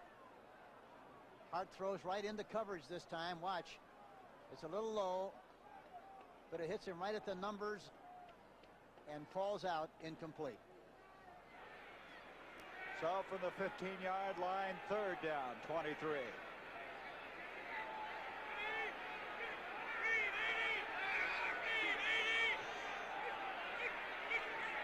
Hart trying to keep this drive going. Tilley. He hit. He was really hit by Chuck Chris. And Chris has been one of the standouts today. 2 interceptions and that bone-jarring hit. I mentioned Chuck on several occasions earlier. Watch him here. We had him at New Orleans for 2 years and prior to that for the Giants, but he's an excellent football player. He's got a great nose for the ball. Reads the quarterback well. Watch him. He's anticipating the ball. He doesn't wait for it to come to him. Watch. He gets a good jump and gets a good shot on the receiver, Pat Tilley, and jars the ball loose. That still wouldn't have been enough for the first down, but it would have given him some field position. There's Mike Wood kicking. It's a fine kick. This is Schumann. And Schumann is dropped by Ken Green, as Green reacted very well and stops him at the 45-yard line. The San Francisco into the field. So the 49ers down by 6. They have the football. Sir, excuse me. You just bought a new maintenance-free Firestone Forever battery. How come? Well, the warranty. You see, if this battery ever fails to hold a charge for the original owner, that's me, in the car in which it was originally installed, right here, Firestone will replace it free with proof of purchase, provided it's not merely discharged or damaged due to accident or abuse. Oh, and I don't even have to put in water. Does that answer your question? Yes, it sure does. The Forever battery, now maintenance-free.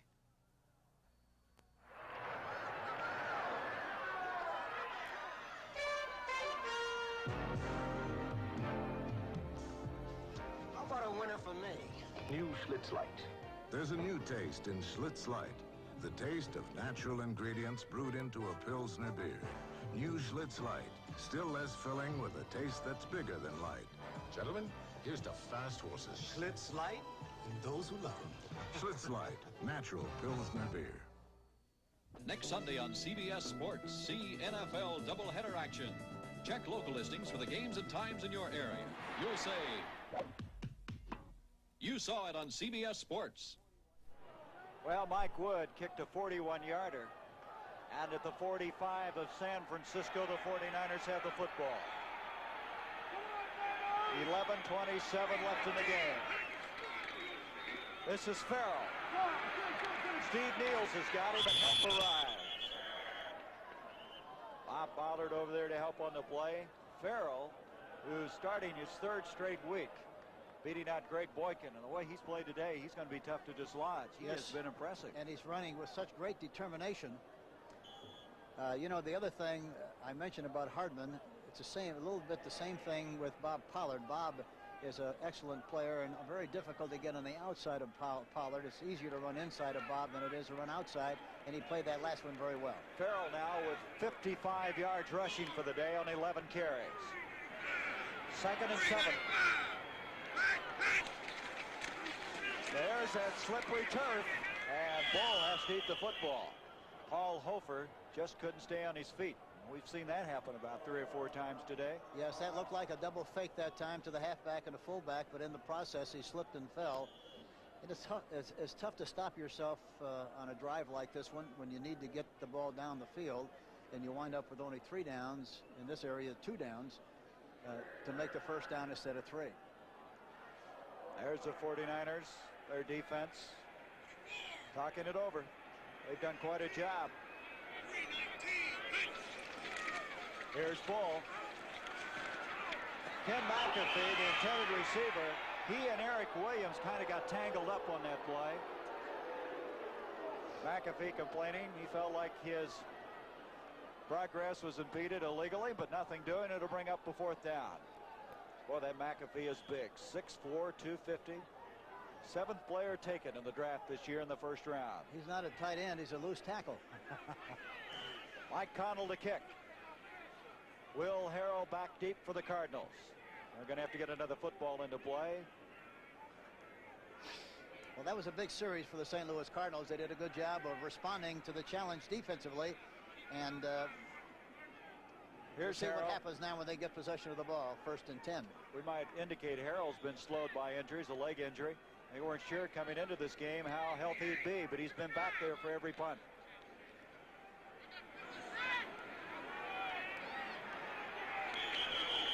And I don't believe they got it underway in time. That's another delay of game.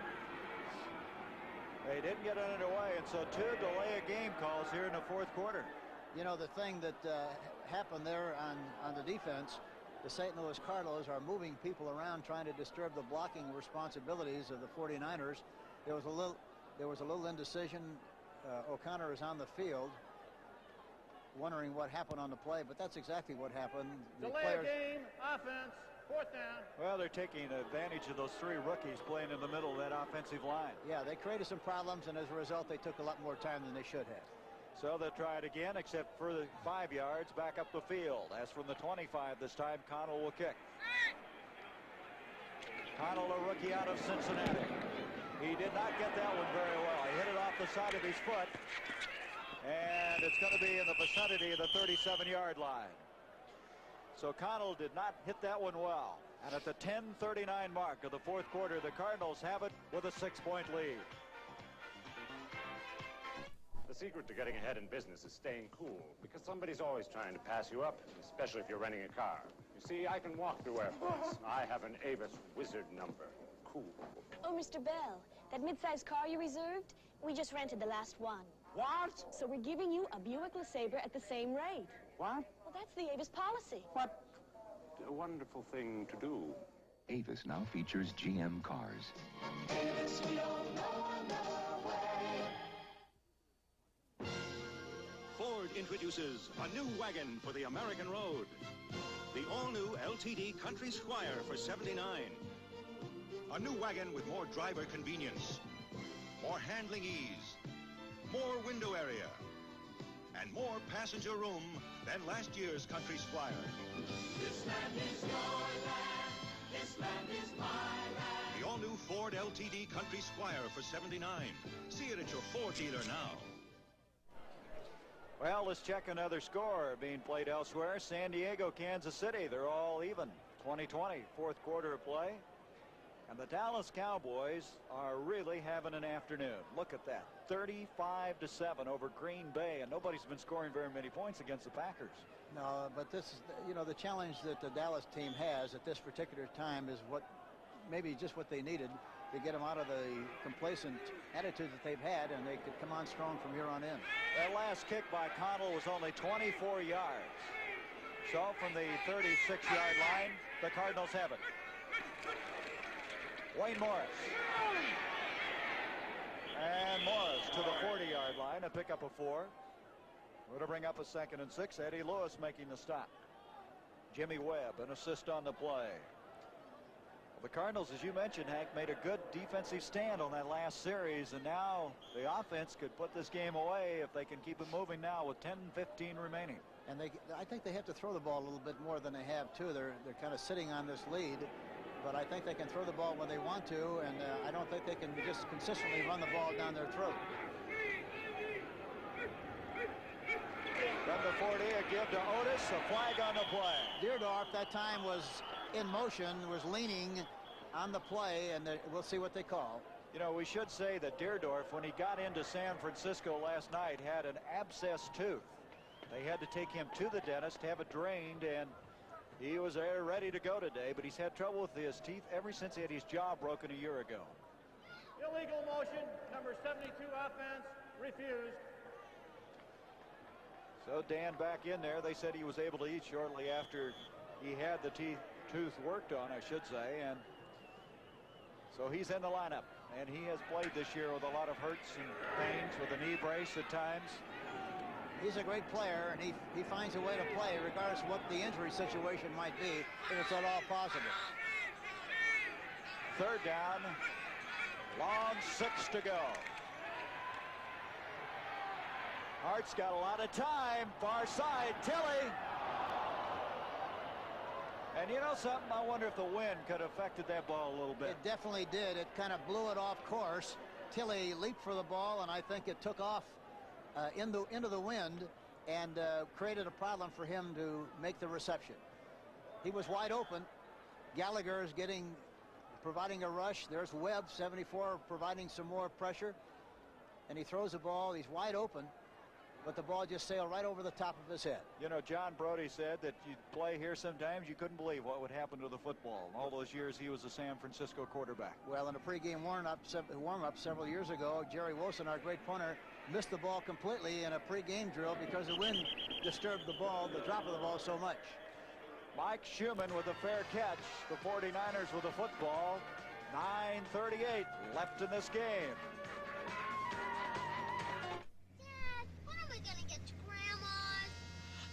Are we gonna get to Grandma's? Darn, I forgot to put in Prestone. Take out the old, put in the 2. Put in the Prestone, Prestone 2. Protect against freeze-ups and corrosion. Take out old, weak antifreeze and put in America's most trusted antifreeze, Prestone 2. Take out the old, put in the 2. Put in the Prestone, Prestone 2. And when you flush your cooling system, use Prestone Super Flush. You have strange language in this country, like the name of this beer. Anheuser-Busch Natural Light. Tastes good, but I need an interpreter when I order. I used to need an interpreter myself till I realized you don't need a whole vocabulary, just one little vocabule. Vocabule? Is that V or V? Just say natural. Beer tender. 2 more. Naturals. Coming up. Oh, you want clean glasses? No thanks. I wear contacts. While you're away, they found an ineligible receiver downfield on that last kick. So the Cardinals, after the 5-yard penalty, kick it over, and they're going to come away better for it. As they get a break, the ball rolls down to the 15-yard line. So the 49ers, wanting the Cardinals to kick over after the ineligible man downfield, backfires on him. Mike Schumann, for 84, did a poor job that time. He should have caught the ball, signaled for a fair catch, but he shouldn't let it hit the turf and bounce like it did. They lost a lot of yardage on the play. There's a 50-yard kick, and Gary, the lights are on here at Candlestick Park. I tell you, it is dark here. And it seems colder than it really is. I don't know whether it's the dampness in the air or what it is. Well, the dampness, and of course the wind is very penetrating. Just across the 15-yard line, the 49ers down by 6 points. 9:25 left in the game. They fake the end around reverse, complete. The Paul Horford, he's in bounds. Look out. He almost stayed in all the way. Horford did a magnificent job that time of staying inbounds. Well, he got hit a couple of times on the sideline and maintained his balance. Watch, they fake the reverse, fake the play action, fake the reverse, and then throw downfield to Horford, number 36. Watch him. Now he gets a shot here, but he stays in bounds. A poor tackle there by Carl Allen. Here's another shot. And he's finally knocked out of bounds by Ken Stone, number 23. 48-yard pickup on the play to the 38, and they're in business again. Here's Bob Farrell. Tim Carney catches him. A 48-yarder, and we have a man shaken up for the Cardinals at the 38-yard line. That's Bob Pollard, who's getting up very slowly. Is it Hofer? So, how this game has changed on the big plays. We've had a 48-yard fast completion both to Kenny Harrison and now to Paul Hofer as Bulls come up with some big plays in this game. And there were 3 other big plays that we mentioned several times, Gary, that Freddie Solomon dropped. That could have been at least 2 or 3 touchdowns. All right, the CBS Sports Spectacular next Saturday, 4:30 Eastern, 3:30 Central and Pacific. And look at what we've got coming your way. The NHRA World Finals from the Ontario Speedway. And that'll be followed then by the world's strongest men as they're going to have the wrist roll, the 7th event, 100-pound weight. They'll lift 10 feet off the ground. And that'll be followed in by all the outstanding poker players in the country getting together in Las Vegas. As next Saturday they have the Hold'em final. And that's not a look at the big penalty makers in the NFL, but highlights of the 9th annual poker tournament from Las Vegas. Hold'em is a variation of 7-car stud and is especially popular in Texas in a fitting finale for one of the biggest poker tournaments in the world. And back to defend his title is Doyle, Texas Dolly Brunson. Next Saturday on the CBS Sports Spectacular. Bob Bell will now come in to replace Bob Pollard at defensive end as Pollard goes limping off the field. Bull thus far in this game has hit 7 of 17, 143 yards and 1 touchdown, and there's your time remaining in the game. 2nd down, 9.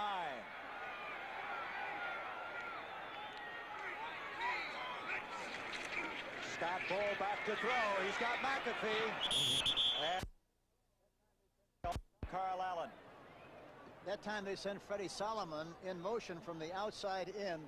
He went up the field and broke to the outside, and he was wide open. Scott Bull did not see him on the play. And you can see Harrison coming back and talking to Bull. He spotted something. So it's 3rd down now. And 9 yards to go from the 37-yard line of St. Louis.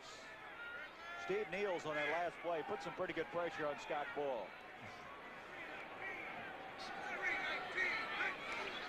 Here he rolls again.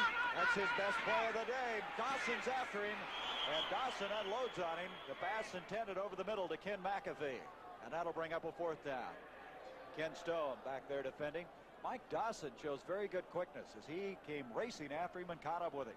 He's really played outstanding football on the nose of that offensive center.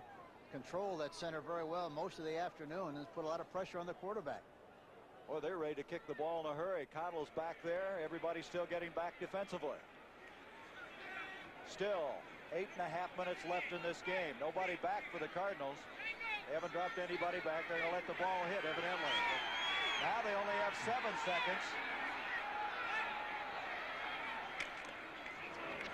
Here's Connell. And that ball is going to die inside the 5-yard line, the 1-yard line. Bob Jerry is over there to down it. And Mike Connell did an outstanding job of putting that ball on the 1-yard line. There's Bob Jerry. He might be a real steal for this 49er team. That's a 36-yard kick, but more importantly was the placement on it. And they're going to mark it actually on the 2-yard line. And now the Cardinals have a tough situation. It's very obvious that they've rehearsed that kind of a play where the coverage goes downfield and watch to make sure that they get the ball down inside the 2 or 3 yard line. They did a good job of executing the play. Looked like a golf ball coming up on the green and getting that backspin on it.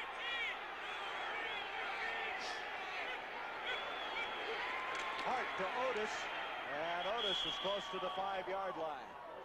A lot of time left in this game. 8:20. The Cardinals with a 6-point, 16-10 lead. Jimmy Webb made the stop along with Chuck Christ. The fact that the St. Louis Cardinals are shifting their tight end from side to side creates a problem for the defensive line, and that time they almost got caught about the time the ball was snapped. Just short of the 5-yard line, 2nd down, 7.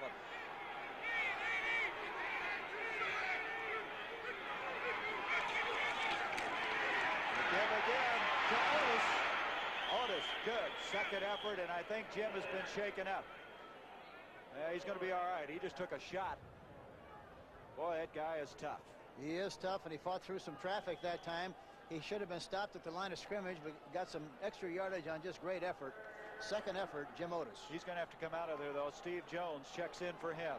So it's a third down, 4 yards to go. Baltimore hanging on to that lead against Seattle, 17-14. Good time for a play-action pass here. Something to get the ball out of this traffic area. Let's see what they do. Hike to throw from his own end zone. Good protection to Jones. And it's a fourth down. Steve Jones couldn't handle it at the 10-yard line. I tell you, that was a great effort on the part of the San Francisco 49er defense. It was very important to hold them on this situation, and they did. There's a lot of time left, 7:07, and they should come away with good field position after this punt. Well, Mike Wood, who's kicked very well, will have to do it again. The last time he kicked a 50-yarder. And now three men go back. Schumann, 84, is the middleman. Solomon to the bottom of the screen. And also Jack Steptoe is back there. A fine kick by Wood. Beautiful kick. Schumann at his own 47. And good reaction over there. Lee Nelson is the first to get there, and a flag has been thrown. A late hit it looked like on the part of St. Louis. Let's see what they call. You got to take your hat off to Mike Wood, who is a St. Louis native out of southeast Missouri State. He's kicked the ball under pressure extremely well. A 45-yard kick that time. And into the wind that time, too. It was a beautiful kick, but there was a penalty on the play. A late hit, it looked like. Let's see what they call. 15 yards. And that'll move it to the 40-yard line. Let's see if he rolls out or does something. Personal foul, piling on, number 84, first down. That's Dave Stieff. Here's the shot. He's on the ground, and Stieff comes in on top, 84. Let's see if he rolls out or throws some kind of a play-action pass on first down. Here's Scott Bull on first down. Complete to Bobby Farrell. And Farrell has the ball stripped loose. And I believe St. Louis has it. They do. The Cardinals have recovered. St. Louis definitely has possession. He caught the ball. It was jarred loose. Tim Carney's got it. Yep. Ken Green was the guy that hit him, and then Tim Carney came up with it. Watch it. A play-action pass from the I formation. Makes the fake with his hand. Throws the ball out into the right flat. You see Dawson coming in, getting an angle. There you see Farrell making the catch. Loses the ball. And Carney recovers. So from the 38, the Cardinals get a new line. 6:45 left in this game. Hart to Wayne Morris. And about 6 red shirts get a shot at him and eventually get him. He still has to throw the ball some. He hasn't done that much at all. He hasn't had very good field position, but it's not bad here. And I still think he can throw in front of the defensive cornerback, Robertson, anytime he wants to, and especially on first down. So his forward progress will go to the 36-yard line, where he lost actually a yard, maybe 2 on the play. Second down, let's make it 11 yards to go. They're bringing in a 5th defensive back as Jimmy Webb comes out of the forward wall. Gray, Tilley, the wide receivers. Cardinals got pretty conservative here in the second half. Yes, they have. Here he comes. Second down, 11. Hart to Gray. And Mel Gray makes a big catch, and he just won't go down. He weighs all of 170 pounds. They can't get him down. And the other thing is, you know, they were fighting desperately to jar that ball loose, but he maintained possession of that in good shape, and the Cardinals have possession first and 10. Bob Jury made the tackle, number 26. But it was nothing more than a curl pattern inside. Good protection. Jim Hart throws it right on the money. He's in the open area. There were 5 defensive backs in the game. There you see Jury, number 26, tackling high, and the rest of the people trying to jar the ball loose. Danny Buns specifically, number 57. You can see Hart has thrown the ball 35 times, most of that, though, in the first half. 21 of them. And there's a give to Otis to the 45-yard line. Joe Harris making the stop. So a pickup of 3. It'll bring up second down and 7. And that was a big completion as the time, as you can see, starting to get down to a critical stage. Yes, very definitely. And it becomes, you know, the time becomes an ally for the St. Louis team. And as a result, that was a very big play. Good reception by Mel Gray. Jim Otis comes back out. Steve Jones is in the backfield with Wayne Morris. It has not been easy. It was 16-3, and all of a sudden, 49ers climbed within 6. Here's Steve Jones. And Jones to the 40-yard line. Dan Buns, the fine rookie middle linebacker, making the tackle. We have another overtime game today. Kansas City and San Diego. After regulation, all tied up 23-all. Earlier today, Washington in overtime won a game. You know, it's amazing. I think the Kansas City Chiefs have won their last 5 games in San Diego, but San Diego has won their last 5 games in Kansas City. So it's really been a wild encounter between these two teams the last 5 years. Third down, 2 yards to go.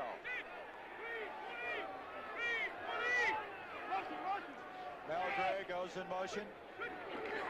Hart's going to throw. Here's Gray. Mel Gray. He went in motion, circled clear back over. He ran a long ways on that play. Yes, he did, and he had a chance to make the catch. He ran right away from the defensive back, but it was just a little bit too low. Play action pass on short yardage. There he's got plenty of time. Throws into the post to Mel Gray. Eddie Lewis is in pursuit, but he has to reach out a little bit too far, and it's a little low, and as a result, he couldn't hang on to the football. So it's a 4th down, and Ward will have to kick. 49ers still have time remaining, 4:27. That was a good call. You know, during the course of the game, you're in a 3rd and 1, 3rd and 2 about just 3 times in the game, and it's good to take advantage of that situation for the big play. Wood hits it, and they're going to have good field position as the Cardinals covered very well. The ball will be about the 10-yard line. So, 90 yards away, San Francisco trailing by 6. Down in Texas, we have a saying. It's not the size of the dog in the fight, it's the size of the fight in the dog. So when you see this little Black & Decker 5.5-inch circular saw in your store, don't be foolish. It's smaller and lighter than other saws, so you can handle it easily. But inside, it's pure teeth. The 5.5er from Black & Decker. Small, light, and very tough.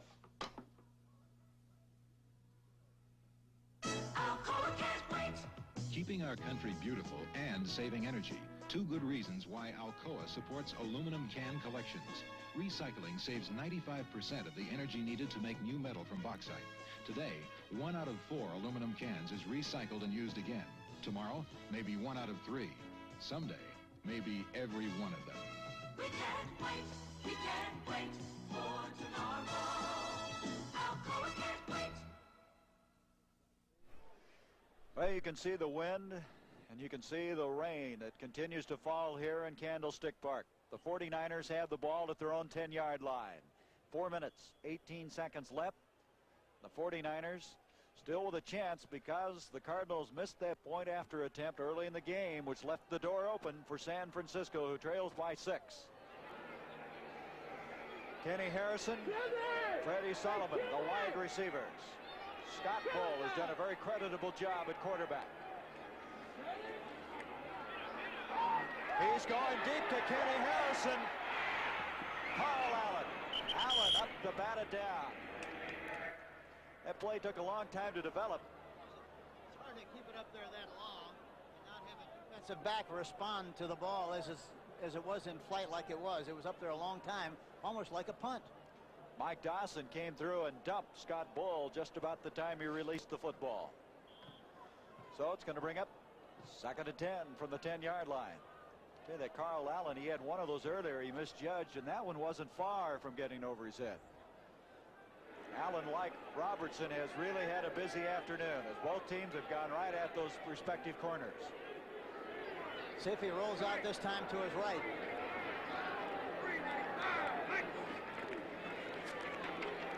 He's got McAfee. And the big tight end shows some good hands on that play. First down to the 32-yard line. Ken Stone made the tackle. That time they doubled the outside receivers. He threw this one from the pocket. You see Dawson spinning off the block. And he throws the ball right down the middle to Ken McAfee. And he's a big bruising tight end, and he's got excellent hands. That's his second catch. There's a final Baltimore over Seattle, 17-14.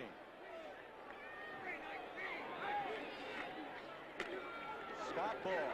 This is McAfee again. And all of a sudden, the big tight end has become a primary target.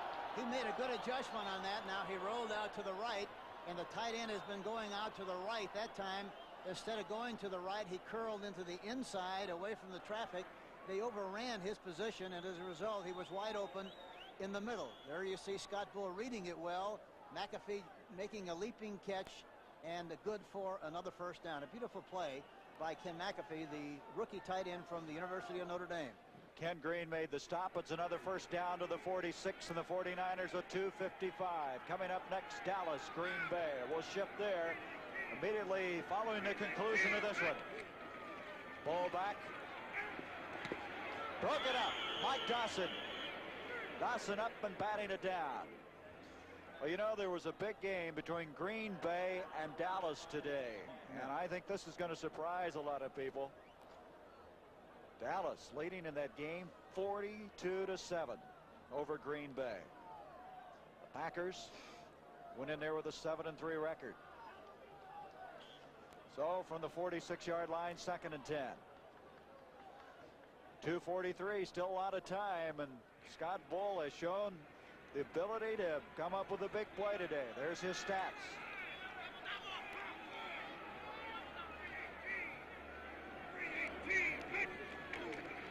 That's the rollout that he likes. And he's hit hard. Boy, he really took a shot at the 50-yard line. Niels and Bell over there. That quarterback's fair game in those situations. Yeah, but he's a gutsy quarterback. He's done a lot of. Watch this hit now. He jumps over the top, and he finally gets a shoulder right on the sideline. But he responds well. He's back, ready to go back in the ball game and gets another play. I would assume, the coaching staff.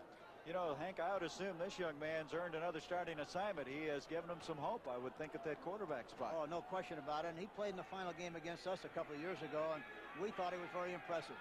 Third down, 6 yards to go. Bull is 10 of 24 in this game, 184 yards. And Steve Niels hits him. Steve Niels, the linebacker, came up, wrapped him up. Big play. And the loss will be back inside the 45-yard line. That's the one way to stop the rollout, is to blitz the linebacker on the outside. That time Niels does blitz, and before he's ready to throw the ball, he gets to the quarterback and jars the ball loose and almost recovered it. But the 49ers now have to punt with 2 minutes and 20 seconds left in this game. That's the 6th sack of the afternoon for the Cardinals. As on 4th down and 13 yards to go, Connell will kick. 2:10 as we approach the 2-minute warning.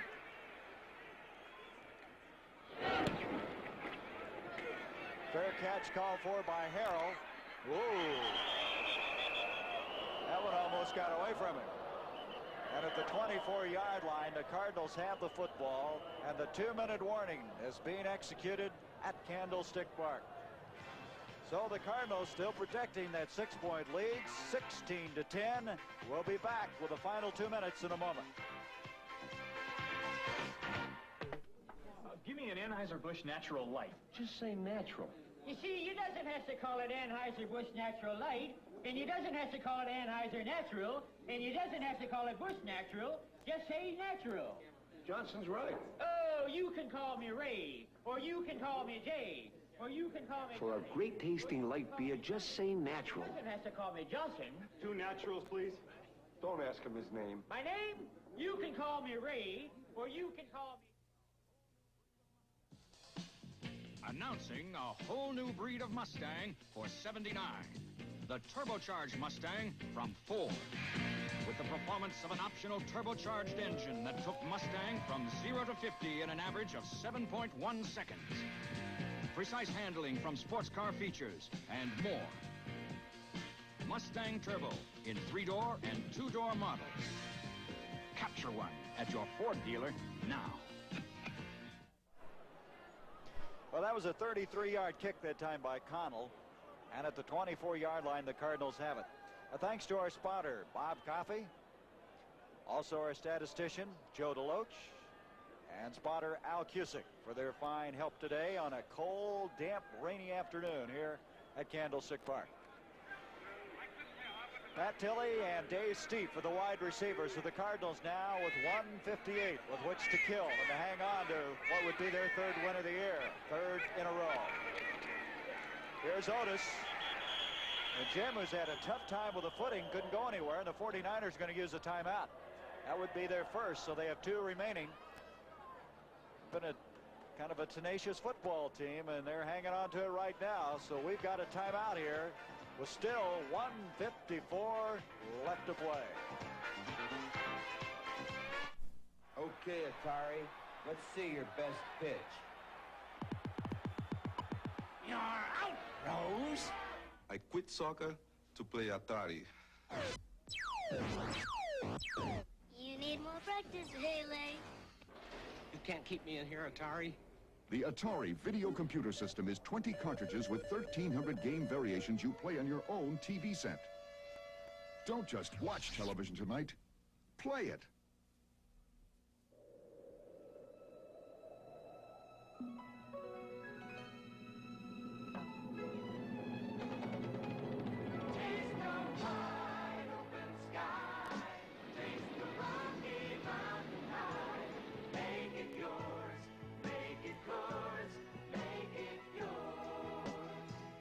Coors. 105 years of only pure Rocky Mountain spring water. Make it yours. Make it Coors. Second 11 for the Cardinals. You see the timeouts remaining. The 49ers using their first. Jim Hart going to throw on second down.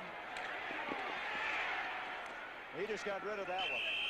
Nobody could clear on it. It looked like Ransom was his primary receiver, but he couldn't shake the coverage of Bob Jury. Yeah, Jury was all over him like a piece of abalone. Like a piece of abalone. He really was. He had no chance to go upfield on that play. You wouldn't eat any of that abalone last night. No, it sticks to you. You can't swallow it. Third down, 11. And 1:47. So this issue has not been decided yet. If the Cardinals don't convert the first down, 49ers have some time. Third down, 11. They got a blitz coming. Everybody coming. Here's Gray. Oh, my. Mel can't hang on, and that's 2 of them very, very close for this fine wide receiver. And he's drawing a little attention now from the near sideline. 49ers, that's a tough place to land, right in the middle of the enemy camp. That time they had a blitz. They had the right play. It was before. Beautiful kick. Boy, what a job by this Mike Wood. From the 30-yard line, here comes Schumann. He's going to get out of bounds. Schumann hit by Ken Green, and I think Green's played as well as he's played all year long. Over there, and 1:30 left in this game, as you see it on your screen. And now from the 30-yard line, 70 yards away, the 49ers. The wind's picking up. The rain is falling with more intensity. After a 47-yard kick by Mike Wood, the 49ers have their work cut out for them. Next week, San Francisco meets the Rams. Next week, the Cardinals meet the Washington Redskins, and Hank and I will be there at RFK Stadium. It's a good place for a draw play. I don't know what they'll do, but they'll be expecting a throw. No, he goes back and throws the ball. There's Harrison, picked off. Lee Nelson. Lee Nelson to this first interception of the year. And Nelson tucks it away, and with it, a victory apparently for the Cardinals. Lee Nelson has had a tough time this year. He's had knee trouble. He has a lot of fluid on his knee with a big interception. Scott Bull this time goes back into the pocket. He's been rolling out an awful lot. He throws from the pocket this time. He tries to throw inside. and it goes way over the top of the head of Kenny Harrison, number 83, and you see is intercepted there by Lee Nelson, number 38. And so with now 1:19 left, the Cardinals have the ball just across their own 48-yard line. Steve Philly, the wide receiver. Hart gives off to Steve Jones. Jones into the 49er into the field. And let's see, we're going to have another timeout called by the 49ers. They have one remaining. Dan Buns making the tackle. I believe there's a flag on the play. There is one. That was right around where the tackle was made, and it's going against San Francisco. It's going to be 15 yards, probably unsportsmanlike conduct. You know, one thing you have to say about this 49er team, they're much more impressive this time than the last time we saw them play. And I think Scott Bull has made a very good contribution to the offensive scheme of things and looked impressive in this game against the St. Louis Cardinals today. And in all fairness to him, there were 3 big passes that were dropped that should have been caught. Absolutely right. So from the 34-yard line, a personal foul. Did not pick it up off of the microphone, but a 15-yarder. Did not turn the switch on. So Steve and Tilly come out again as a wide receiver. They're going to run to the left. It looks like they might. Let's see. There's a give to Jones again. And Jones pounding ahead, and the 49ers now will use their final timeout. So with a 1:07, it's just about all over right now. And this reminder, be sure now and join us on CBS for 60 minutes, 7 o'clock, 6 o'clock Central and Mountain. If you're a collector of anything, it really will be a program of interest to you. And then The Word will follow that. David Jansen, a very popular performer, will be in an all-star cast in the premiere of Irving Wallace's The Word. And then Dallas follows the movie. And tonight, the Ewing women are really concerned about reports that Bobby and Junior are missing in a plane crash. 60 minutes, The Word and Dallas, all tonight on CBS. And speaking of Dallas, we'll have that coming up next. The Cowboys and the Packers from Milwaukee will be shifting there. Hope it's a little bit warmer, not as wet there as it is here. It's cold, I'm sure, though. However, a team that's hot as Dallas, as they are really rolling in that football game. Second down, 10 yards to go. 1:07. The Cardinals with a 6-point lead.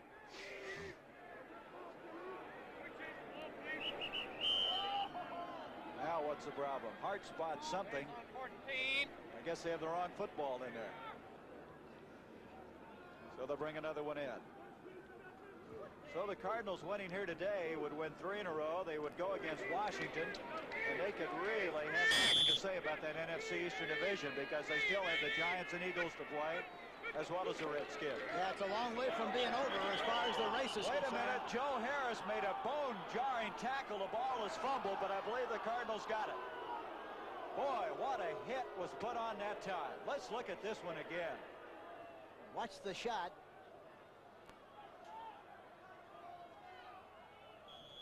Boy, he really gave him a hit that time with the shoulder pads in a perfect position. Great leverage. Was it a quick whistle? I think the ball was dead. It looked like he was down. Yeah, I think he was too. 50, Joe Harris blitzing on the play and really made a great hit. 3rd and 11. There's your time remaining. 3rd down, 11. 49ers have no timeouts. Well, according to the scoreboard clock, they have 1 left. But we had them out of timeouts. And now they're going to take a delay of game call. The Cardinals using up the 30 seconds. And so they'll step off 5 yards back out to the 40-yard line. It is really raining now like it's serious about it. Delay a game. Couldn't quite pick that one up, but Gene Barth and his crew doing a fine job here today and under some less than ideal circumstances. This weather raining since we started the game. 3rd and 16.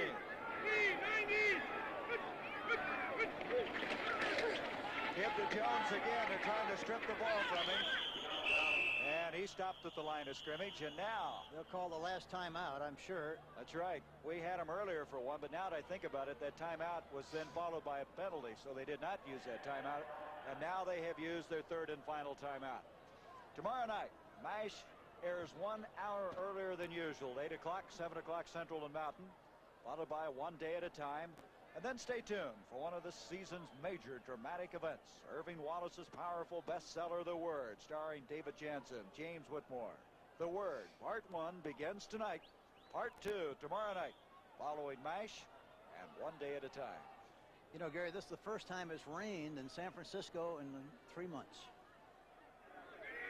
Must be your fault. You brought it with you. It had to rain because I didn't bring a coat. That's right. Here's Wood kicking, and that ball is going to go dead at about the 15-yard line. So 16 seconds left. A last gasp effort now by the 49ers. Ken Green covering the ball. It's one of those plays you just hit them down the field and toss it up for grabs, right? That's right. It's the only way you can survive it, and it happens so many times. It's just unbelievable. Did you see the play earlier today? Yes. How New Orleans lost to Atlanta. They threw it up for grabs, threw it up against the wall, and you hope if you throw it up there enough, something's going to stick. And that's what happened on that last play. And, of course, Atlanta won the game 20-17. Solomon, Harrison, the wide receivers.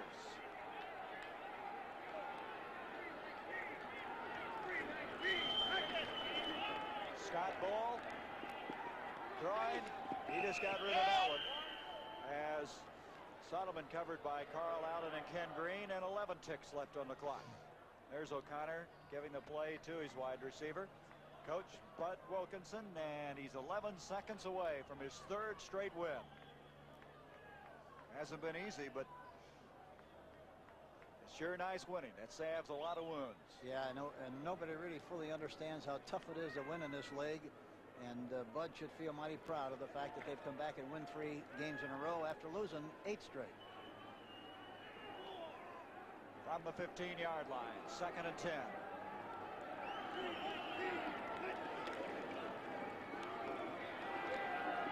This is Solomon, and he dropped yet another one. Boy, he has had some afternoon to forget about. You know, the one thing about Solomon, you know, he's been trying to catch the ball in his arms rather than in his hands. He's done it on all 4 occasions, and on all 4 occasions, really has dropped the football. But he's not catching it with his hands at all. You see, I think he's desperately trying frantically to make the catch, and as a result, he's trying too hard and is not using his hands at all, but trying to use his body and his arms to make the catch, and hasn't succeeded in doing a good job. He's got to be psyched out now. Oh, it's tough when you have that kind of a day. It's like a guy playing shortstop. He makes an error, and then the next ground ball, he gets to doubting himself. Well, that's the one thing about being a pro. You can't worry about the last one you missed. You got to come back strong and catch the next one, and I'm sure that's been a problem with Freddie Solomon. Well, this is probably the last play of this football game. Ball gets it off to McAfee. Well, we're going to have no time remaining. That's it. So it's all over from Candlestick Park. And there's Coach Bud Wilkinson, and he's happy, as they have won their 3rd straight game. They now move to 3-8 on the year, and next week they go to the nation's capital to meet the Washington Redskins, and they have lost to the Redskins 5 straight times, and I would imagine that'll be quite a football game. Well, our thanks to our producer, William C. Barnes, our director, Bob Dunphy, our associate producer, Wally Miller, and our manager of field operations, Brooks Graham. Jay Fairman, our technical director. Audio, Dick Oldacre and Mark Radulovich. Thank you, gentlemen, for your help here today. The St. Louis Cardinals defeating the San Francisco 49ers 16-10. This is Gary Bender saying so long for Hank Stram, where once again it was 16-10 St. Louis. Now let's go to Milwaukee's County Stadium for the conclusion of the Dallas-Green Bay game. Ahead and looking for more. Ball at the 25, Scott Laidlaw. Had a little collision with Danny White. Paul Rudzinski again made the tackle.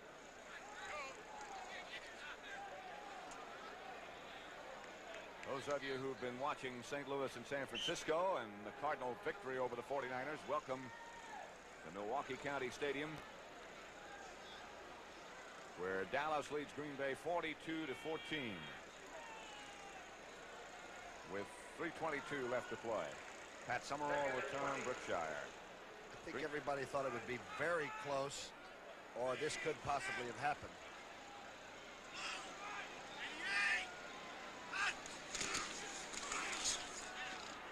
That is Larry Brinson, the ball carrier, number 36, that's herded backwards.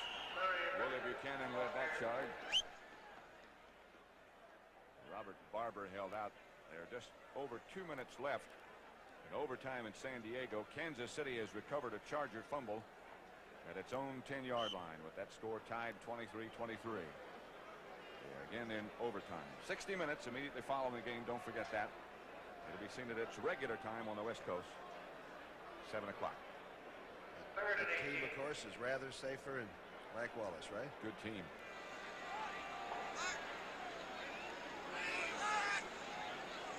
Third and 18.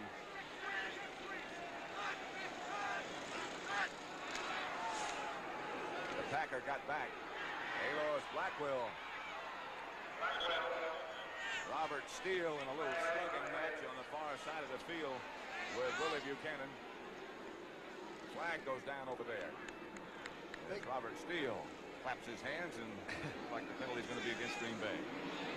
Well, Big Butler jumped across offsides and then got back, and just as he was trying to get back, they ran that draw inside of him, and he didn't have much control of his body at that time.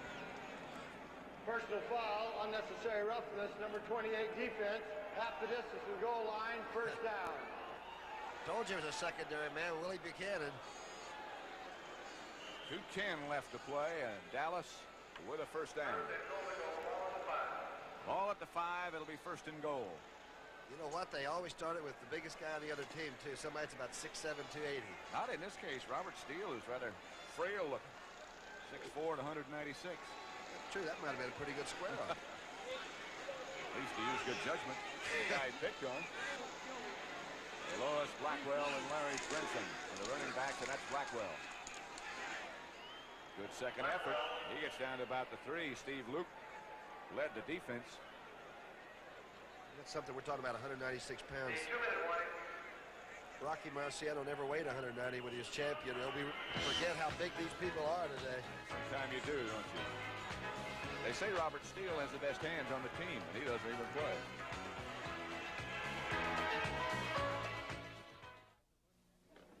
Give me an Anheuser-Busch Natural Light. Just say natural. You see, you doesn't have to call it Anheuser-Busch Natural Light, and you doesn't have to call it Anheuser Natural, and you doesn't have to call it Busch Natural. Just say natural. Johnson's right. Oh, you can call me Ray, or you can call me Jay, or you can For call a great tasting light beer, just say natural. But you doesn't have to call me Johnson. 2 naturals, please. Please don't ask him his name. Name? You can call me Ray, or you can call me... Announcing a whole new breed of Mustang for '79. The turbocharged Mustang from Ford. With the performance of an optional turbocharged engine that took Mustang from 0 to 50 in an average of 7.1 seconds. Precise handling from sports car features and more. Mustang Turbo in 3-door and 2-door models. Capture one at your Ford dealer now. Second and goal at the 5 for Dallas. The Cowboys already lead 42-14. They entertain New Orleans next week. Just looking through the glass, Gary Knaufel, a former Packer receiver, is working in the booth next to us, and we played against one another here in 1958. Now, that's a long time ago. 20 years. It was a great offensive game. I think it was like 3-2 or something like that. Hank Aaron was then playing the outfield up here. Reasonably good. At the 5, it's second down as Brinson shifts back. Heel block for Blackwell. Lois gets down to about the 3. Terry Jones, number 63, was the first. Here's the Cowboys get a chance to look at some of their reserves. Andy Frederick is one tackle. They're still shuttling guards, Rafferty and Burton Wallace. Donovan is still playing. This is the most points the Cowboys have scored for a while. Randall is one of the offensive guards. I think it is.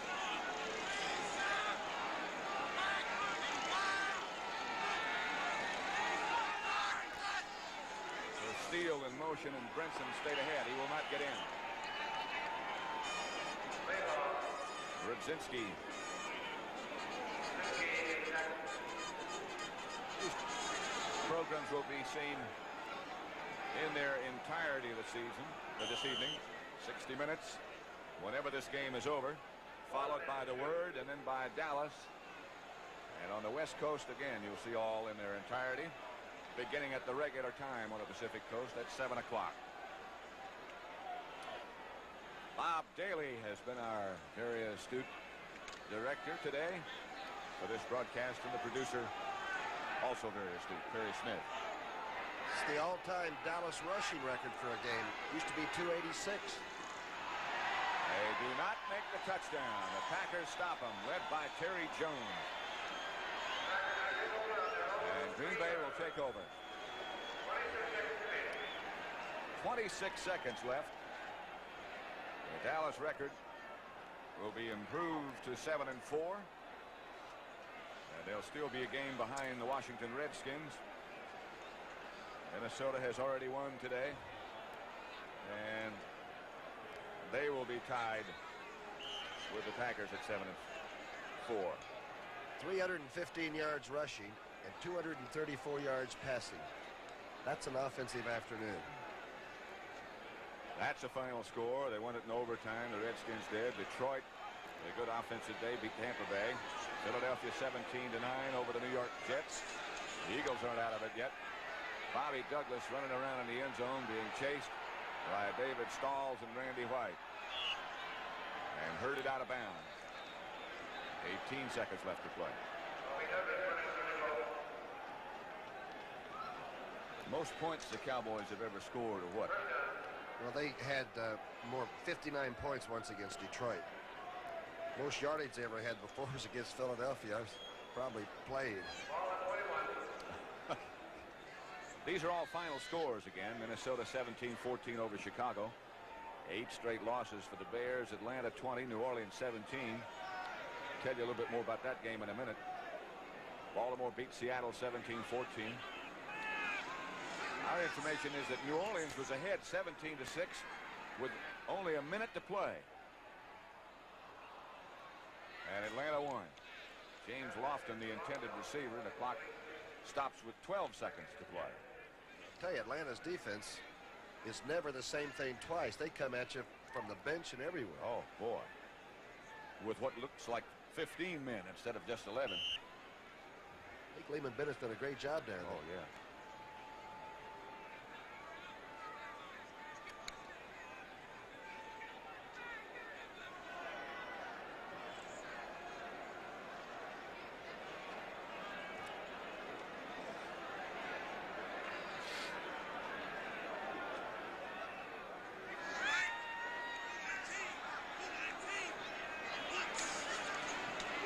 Douglas. McGeorge. Stopped by Guy Brown. Mike Hickman. And the Packers take a timeout with 1 second to go. One more play. The Pack calls a timeout. McGeorge is the leading receiver. The tight end has 3 catches for 30 yards. Lofton has been shut out. Andre Thompson has 1, and Odom has 1, the touchdown pass. So they've completed just 5 passes. The Packers. 5 of 25. A good defensive day for Dallas.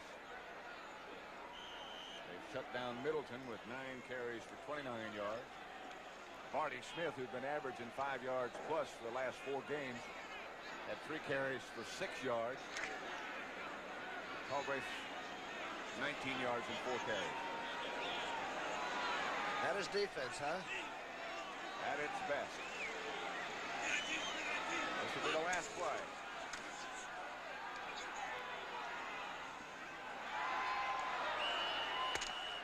Lofton caught a pass on the last play of the game. Tom Landry and Bart Starr, by the way, Dan Fouts has passed to John Jefferson, and San Diego has won that contest 29-23 on the last play in overtime. Dallas 42, Green Bay 14. Don't forget, tonight on CBS, these programs will be seen in their entirety. 60 minutes, The Word with David Jansen, followed by Dallas. Regular time on the West Coast. Pat Summerall saying so long from Milwaukee's County Stadium.